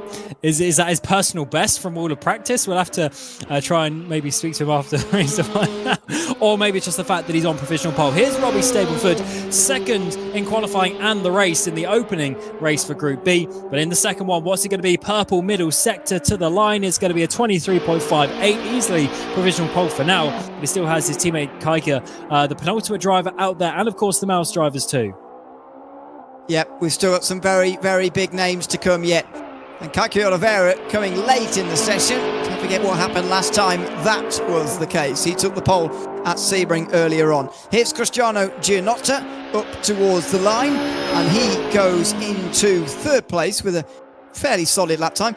By the way, Will Chadwick's just messaged me. That was his second ever 23 at this circuit, so that's why he's so pleased. That's amazing. And a 23.98 as well. So, I guess a 9.85, so it's basically a 9.9. So he's literally just got himself into there. Here's Latkovsky across the line, doing such a good job in that previous race, getting fourth position. Where is it going to be? Fourth again. No, third even he jumps up to, just ahead by 0.02 of a second ahead of his teammate Gianotta. Pretty consistent across the board from those two, and as long as that time stands up, or those two times stand up well against the rest of the field, then they're in a pretty good place there actually. Still waiting on both Miles drivers. The Grandmasters team haven't finished yet either. Nico Nuninghoff is going to do that now as he comes up towards the start-finish line. What's the time? Oh, this has been off for a long time. This is a worrying session so far for the Grandmasters team. Yes, that is not ideal, especially for a driver who has had quite a few podiums already in the opening races of this season. And let's see what Moritz Lerner is going to do for Miles across the line. He needs to be competitive. It's only 5th place. That is disappointing for Lerner, but look how close the times are. Just another quarter of a second, and he would be on the front row of the grid, but that's not how it is. Is Matt Caruana clearly very hot in his sim rig at this moment in time, around the final corner, shirtless, trying to see what he can do. It needs to be something for EMM. He's got his teammate on the front row. Can he join him up towards the line? And it's going to be 5th position in the end. Not quite enough, but still even better than Sebring. I don't want to watch Caruana stand up and get out of his rig because I'm not sure quite what we're going to see when he does that. But anyway, Kyle Oliveira comes up towards the line now. He's purple in the middle section. This is exactly the scenario as we got towards the end of qualifying at Sebring. He was one of the last one. He was the last one on that occasion. Purple in the middle there as well. This time only second, but it's still his teammate on pole. It's a BS1-2 with only 2 to come. And you can see why Will Chadwick was so happy. He's less than a 10th behind the winner of the previous race, a dominant winner as well. So Chad is showing some speed, but now down to Schroeder, the 11th driver to settle out for Community Team 3, up towards the line in his Peugeot. Where is it going to be in the end? It's going to be, second place. What a lap there to go ahead of Oliveira and put his position on the front row, but it's just Benneker to go. That's a dream lap from Tim Schroeder. Really is not the driver you expect to see on the front row, but he might just have split the BS competition drivers at the front. Now, Max Benneker needs to ease some nerves here for Miles because they'll be starting to build with Giannotta and Lakovsky's times, both better than Lerner's. Benneker gets ahead of them at least. He's 4th place and will ease some nerves for Miles, but it's pole again, this time for Robbie Stapleford. Wow, that is a great qualifying session there, and look how close it is.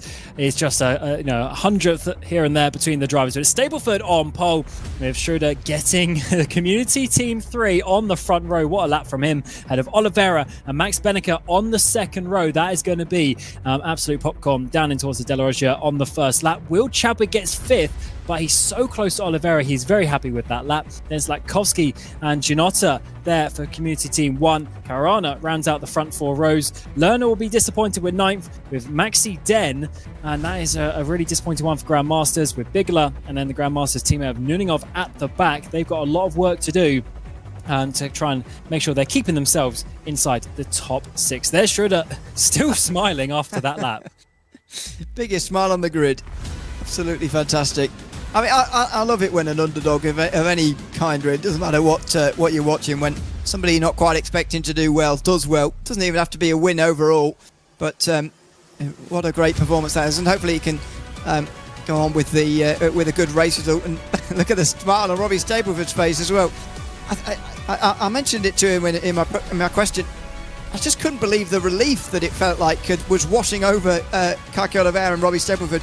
Feels like they've, I suppose it shows they've got higher standards of themselves than what they've been able to produce so far this season. But maybe now that they have got that 1-2 in Sebring, the shackles have been released a little bit, and Stapleford certainly, that was an excellent lap time from him. Would have had him right in amongst the Porsche Coanders and Verstappen sim racing drivers of the previous session. So a driver smiling is also a confident driver, but what we saw, Ewan, was Charlie Collins pole position after lap 2, 4th. So it is very, very easy to lose places when you're leading at a slipstream track like this. And as we come to the just a lap to go back into Raceville and have some warm up for these drivers, they'll all be thinking about that and working where can they position their car to keep their their track position, which is going to be so important down in towards the chicane. It certainly is. We saw it in the first race there of our Monza races. The start here, just because the first chicane has been removed, is no less intense, no less scary, I think, because even on the first lap coming through the Curva Grande with such high speed, and you know, you've got to just be super, super careful not to have a big crash, to be honest, or get caught up in it if there's going to be one. But the fact that there's some unknown names up towards the front as well, and Tim Schroeder still delighted with the lap time, clearly, to be on the front row here. We'll now have to focus in for this race. But those sort of stranger names, if you like, up towards the front do create some unusual scenarios as well. So, I mean, anything can happen here in the first few moments of this race.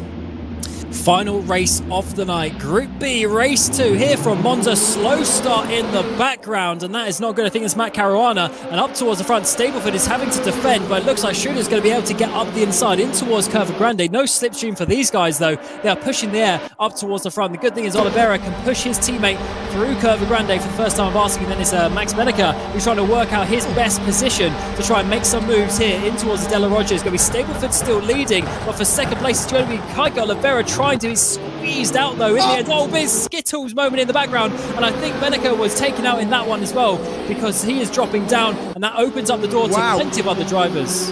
Both Maus drivers involved. Maus are in big trouble here. Beneker and Lerner getting back on the road together in 11th and 12th. It's a disaster scenario for those two. Luckily, though, Cristiano Gianotta and Cody Latkovsky also lost places. Latkovsky's off the back of the train completely. Gianotti's going to have to do a lot of heavy lifting, but I think it was Latkovsky, and Lerner who had made a bit of contact initially. There was someone barreling down the inside, Moritz Lerner style as well. Well, on the other side of the road, Moritz Lerner was off the road himself. It was all happening there into the second chicane. And this is Nuningov trying to make some moves. He's already up to 5th place after this first lap, taking advantage of that incident and avoiding all of the carnage, and it might be 4th place. This is Will Chadwick in front of him for EMM, who are also in need of some points desperately. They were 9th place before any of the racing tonight, and they really need to try and work their way up into that top 6. But it's a tough competition out there. Nuningov gets to the inside as we open up lap number 2 and should be able to work his way into 4th place already, but Chadwick isn't going to be giving up with this one. It's the long way round. I know, so contact is made. Almost an airborne crash that would have been, but Chadwick backs out of that one, and Nuningov completes the move. That was Barbie there. And look at this, side by side for Gianotta. There's an important pass. He moves up to 7th. As I said earlier, he's got to do a lot of the heavy lifting now for Community Team 1. They're only 9 points behind Maus at the moment, but Maus have got the world at their feet here, really, with the amount of drivers ahead of them. I guess you could say the same for Community Team 1, but this round tonight has made it much closer for that final spot inside the top 6. And look at Community Team 3, by the way. Schroeder in 3rd place, having lost that to Kaika Oliveira, but still doing well because of his qualifying. And Yannick Bigler in the top half of this race at the moment is putting them into the fray as well. They're only 12 points behind Maus right now. This is getting tight and tense, and this is not the track you necessarily want for that because it's so high risk. We saw there with Will Chadwick almost having a crazy crash. By the way, Nuningov in the end lost that position, so Chadwick is back in 4th. Nuningov is in 5th position by half a second. So Chadwick has that one covered for now as we come on to lap number 3. Who's close enough to who then on this occasion? Maximilian Dent trying to get back past Gianotta again. The Grandmaster team have slipped and slid a little bit here tonight, but they're still 37 points ahead of the cut line, and they're only in 5th, so you can see how comfortable some of these teams will now start to be getting, including Verstappen Sim Racing, who at the moment would be safe even with a round still to go. Here we go into the chicane. Bigler's going to be overtaken by Gianotta again. The gap down to 7 points as Gianotta he's required to do the heavy lifting, and he is doing it right now, and he's into 6th place. This is good, and Latkovsky's actually not too far off in the background as well. So this could be Community Team 1, 7 points behind Maus. And if they gain some more positions, obviously that is just going to go up and up. And Beneker is also 3 seconds off the back of Latkovsky to get any further points. Moritz Lerner to add salt to the wounds. Matt Caruana is going to go past him, and he's off the back. I mean, what's a step up from salt into the wound? Creating another one? I guess so. Anyway, Moritz Lerner is creating quite a few self-inflicted wounds at the moment, I'm afraid. That spin out of Lesmer, I said earlier, he's just not found the form recent weeks, and I don't know whether it is these. I mean, I spoke to Siggy earlier saying that he's not really getting on with the physics of these hypercars, especially when you compare them to the GT3s that we've used previously in R1. And you can absolutely understand that, and you wonder whether Moritz Lerner is one of those who's just struggling with that a little bit because this is a disaster scenario. That's another point lost for Miles, and they're only 6 ahead now of Community Team 1. What drama this race is going to have potentially. Chadwick, look at the run he's got on Nuningov. They swapped around, they swapped back, and this is a great battle. Nuningov, remember, from a pretty disastrous qualifying by his standards off on the penultimate row, and now he's up there in 4th place, a little bit too far behind Schroeder to get on the podium for now. But Chadwick is certainly getting a little bit frustrated with that. Let's see what he can do, as he's not happy to be down into 5th place. Yeah, indeed. The top 3 are away. I think it's going to be another BS plus 1-2 with Tim Schroeder in 3rd, but the fights for the positions lower down than that are absolutely on here. Latkowski is called up to the back of this train now as well. So even more points on the table now for Community Team 1. And Max Benneker is just under 2 seconds behind. So yes, he is getting here, but there's only 5 laps to go. And there isn't going to be much time left when he actually gets here, Benneker. So well, this is turning into a very good scenario for Community Team 1 suddenly. It really is, and Latkowski's got 2 drivers, Den and Bigler, who's up ahead. And Bigler, you know, his team, Community Team 3, is only 7 behind Community Team 1. So that would be a very interesting swing of points if Latkowski would be able to do that. Look at the speed. We're talking 330. He's going Den to the outside. No big crash up ahead, please, as Bigler is going to the inside. Den to the outside. That is, of course, then going to be in the favour of Den as we get in towards the braking zone. And he gets that one done. And Latkowski's coming as well. This could be a double position loss. No, he chucks the curb a little bit too much. And Bigler holds on for now. Yeah, but Latkowski is absolutely here now. Don't forget, Community Team 3, who Bigler drives for, are in there as well in that fight. 14 behind the cut line at the moment to Maus. The other teams are not mathematically out yet, but they are, I would say, realistically, every single one of the 12 teams actually with a chance of still going through, going into the next round as it stands, but only 3 of them really fighting for that final 1 spot. There's the top 2 meantime. This competition have put themselves into a very comfortable scenario here with a couple of 1-2s. This has been the driver of the day really from these 2 because they've got the most points, 72 points, the maximum of 72, and no other team have done that in either group.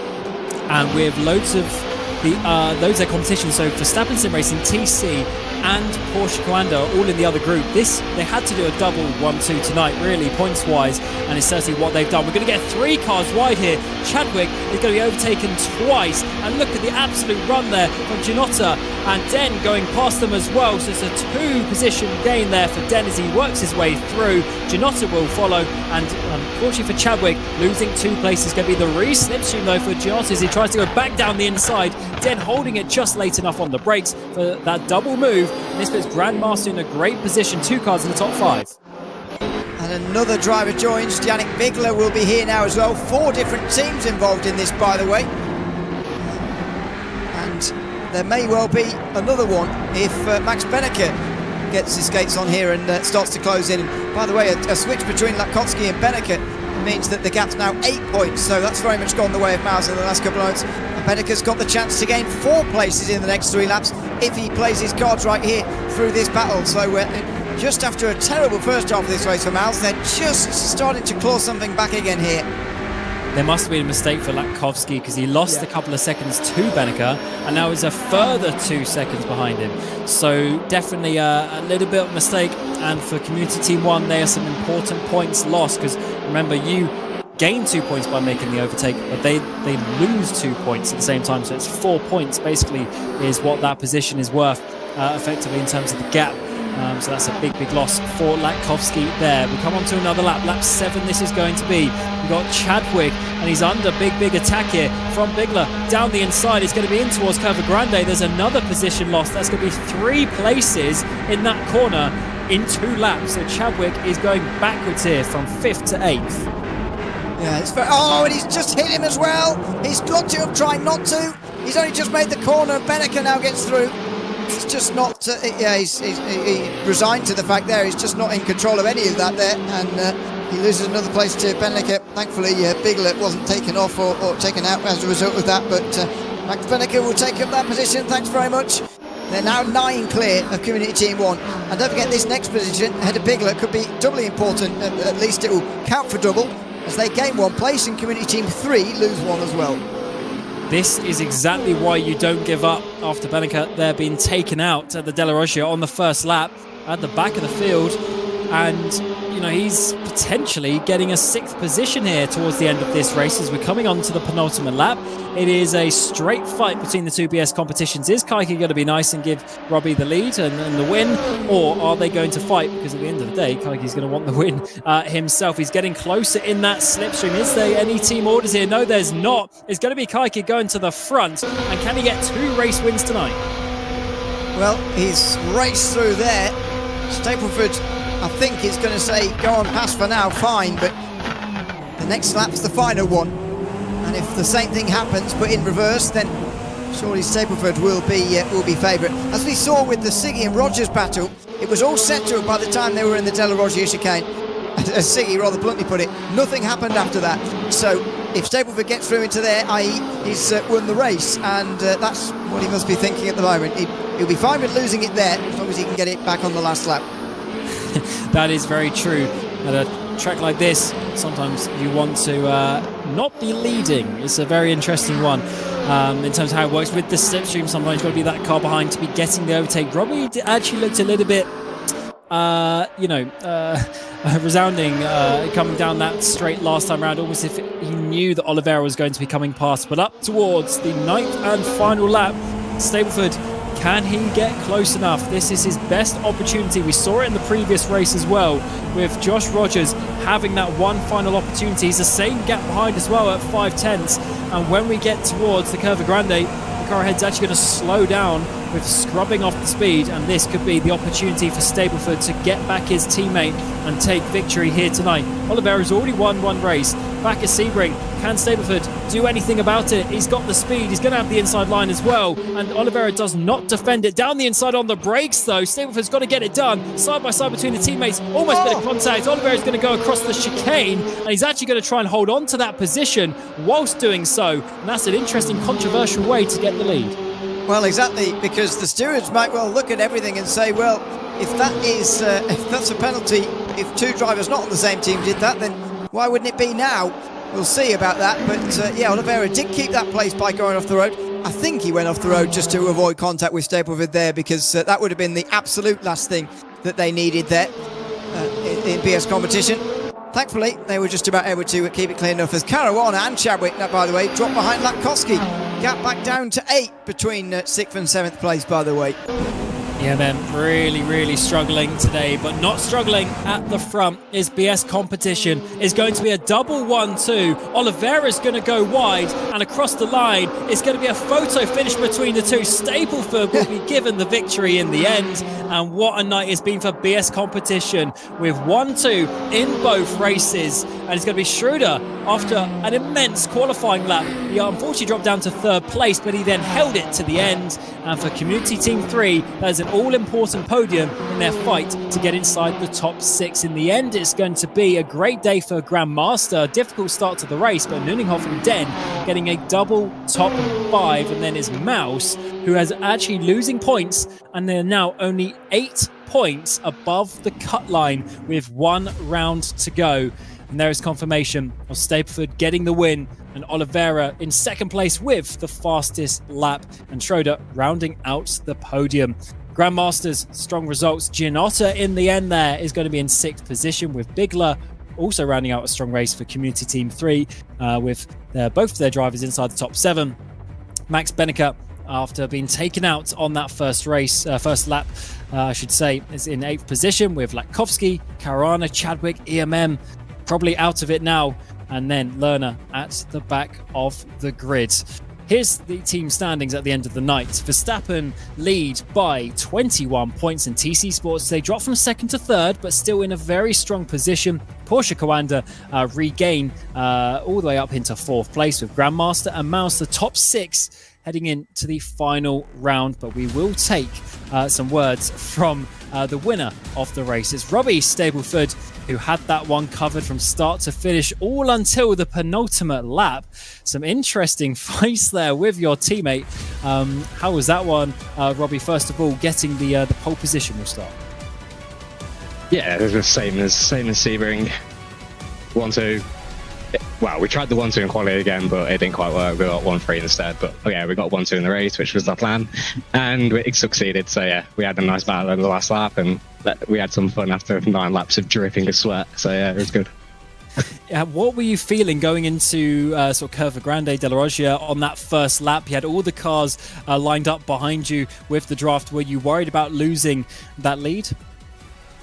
No, I had Kaiki behind me, so we were just going to push together to the second chicane, and luckily we both come out 1-2 out of Lesmo 1. So yeah, I couldn't ask for anything else. And I think we can confirm definitely no team orders then here at BS after a little side-by-side battle into the second chicane. Nah, it's racing, so.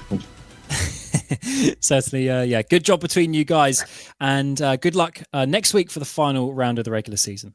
Thank you. And next, we'll bring in Kaiki Oliveira, who, after winning that first race, was leading coming out to the final corner again, but I guess chose to give up the position there to Robbie.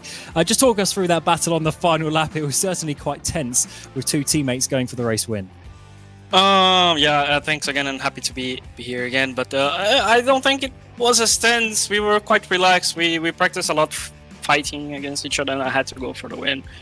But then I made a little bit of a mistake in the last corner. So, and yeah, I mean, we didn't need to take a lot of risks. I took my risk to win again, but in the end, P1, P2, regardless of what happened, it's really great. I think we needed that result because of the first few rounds, especially if we come back to my first round here in the R1 season 2026. I had a game crash, so to come back this round and have 2 1-2s is great. I'm really happy with it. So and congrats to Robbie. He's driving really great. Yes, certainly. In qualifying, though, you weren't second, you were third, and you were a few tenths off Robbie. So was there a mistake there? Is that something to think about for the next round? It was one of the worst Ascaris that I ever done. So, and coming to the race, I was doing mid threes. So I lost a little bit. I think lack of focus, skill issue maybe, but it's still enough to be P3 and work it out at the start. There was a crash. At the start, I was really worried about, because when we were practicing, we saw like the second chicane after the no chicane, it would be carnage, and we were on the lucky side. So I'm glad to have that on our side. Yeah, certainly. Yeah, good job today. 2 1-2s, and you're looking really good. So yeah, we'll see you next time. Thank you so much. Ciao, guys. And then lastly, we bring in Tim here, Tim Schroeder. What a performance there from you. First of all, Tim, let's talk about that qualifying lap. You were so happy on the webcam there. Was that your personal best from all the practice? Well, almost my personal best, but I would say it was a perfect lap. Yeah, that was amazing. Yeah, certainly great for you, and obviously Community Team 3, you're really scrapping to try and get inside the top 6 and get yourself to the final. So just how important was that to you? Yeah, well, it's insane. Last 2 weeks with the INEC, I've been training really hard, and we're actually trying to get like P7, P8. I think P6 is a bit too far, but yeah, it's amazing that results like this can happen if we put in the hours. Of course, but qualifying is not everything. So you go to the race, you had the one and only Max Benneker up behind you coming on that first lap. How was that going in towards that first chicane? It was really stressful. I mean, I was glad that I was at the front so I could not like outbrake myself and get into someone else, but yeah, it's just like surviving out there. But luckily I made it through, so I'm really happy with that. Yeah, absolutely. Then holding on to third place. Do you think you can do this again next week in the final round? Maybe if I get lucky. if it's my track, then maybe, but we'll see next week. Oh, it was great to speak to you, Tim, and good luck for the final round next week. Well done. Thank you. Wow, what a fantastic end to tonight. I mean, it couldn't be more different, could it? From the Sebring races that we saw in both groups, and then to the Monza races. I mean, there weren't many overtakes in the Sebring races at all, but both races at Monza ended with a last lap finish, and great racing in the meantime as well. And we've got it pretty close in the point standings now, to be honest, going into the final couple of races. So a great night's racing overall, I think, Cam, and definitely ending on a high. Yeah, absolutely. And especially after a couple of week break, we're now back to racing next week for round 4, then the week after to the finals. So the teams don't have a lot of time to prepare and get comfortable once again. So I'm really looking forward to this. Mouse struggling today has made that P6 battle really, really interesting. If they do that again and Community Team 1 and 3 have some strong results, you might see one of the big names dropping out. Yeah, you just never know. You'll have to come back and watch us. Rennsport R1 round 4 will be coming very, very soon. We'll be live with that, of course, with all 4 races, all 4 potentially decisive races in the race for that top 6. And then, of course, the finals not long after that we'll be live with as well. Big thanks to everyone who's been tuned in tonight. Thanks to production team, of course, behind this broadcast. Thanks to you, Cam, alongside myself for this broadcast. Very much looking forward to the next one. Round 4 of Rennsport R1 going to be a very, very exciting one as the teams battle for those top 6 positions going into the final. For now, though, it's goodbye from us here from Sebring and Monza tonight. We'll see you again for the next and decisive final round.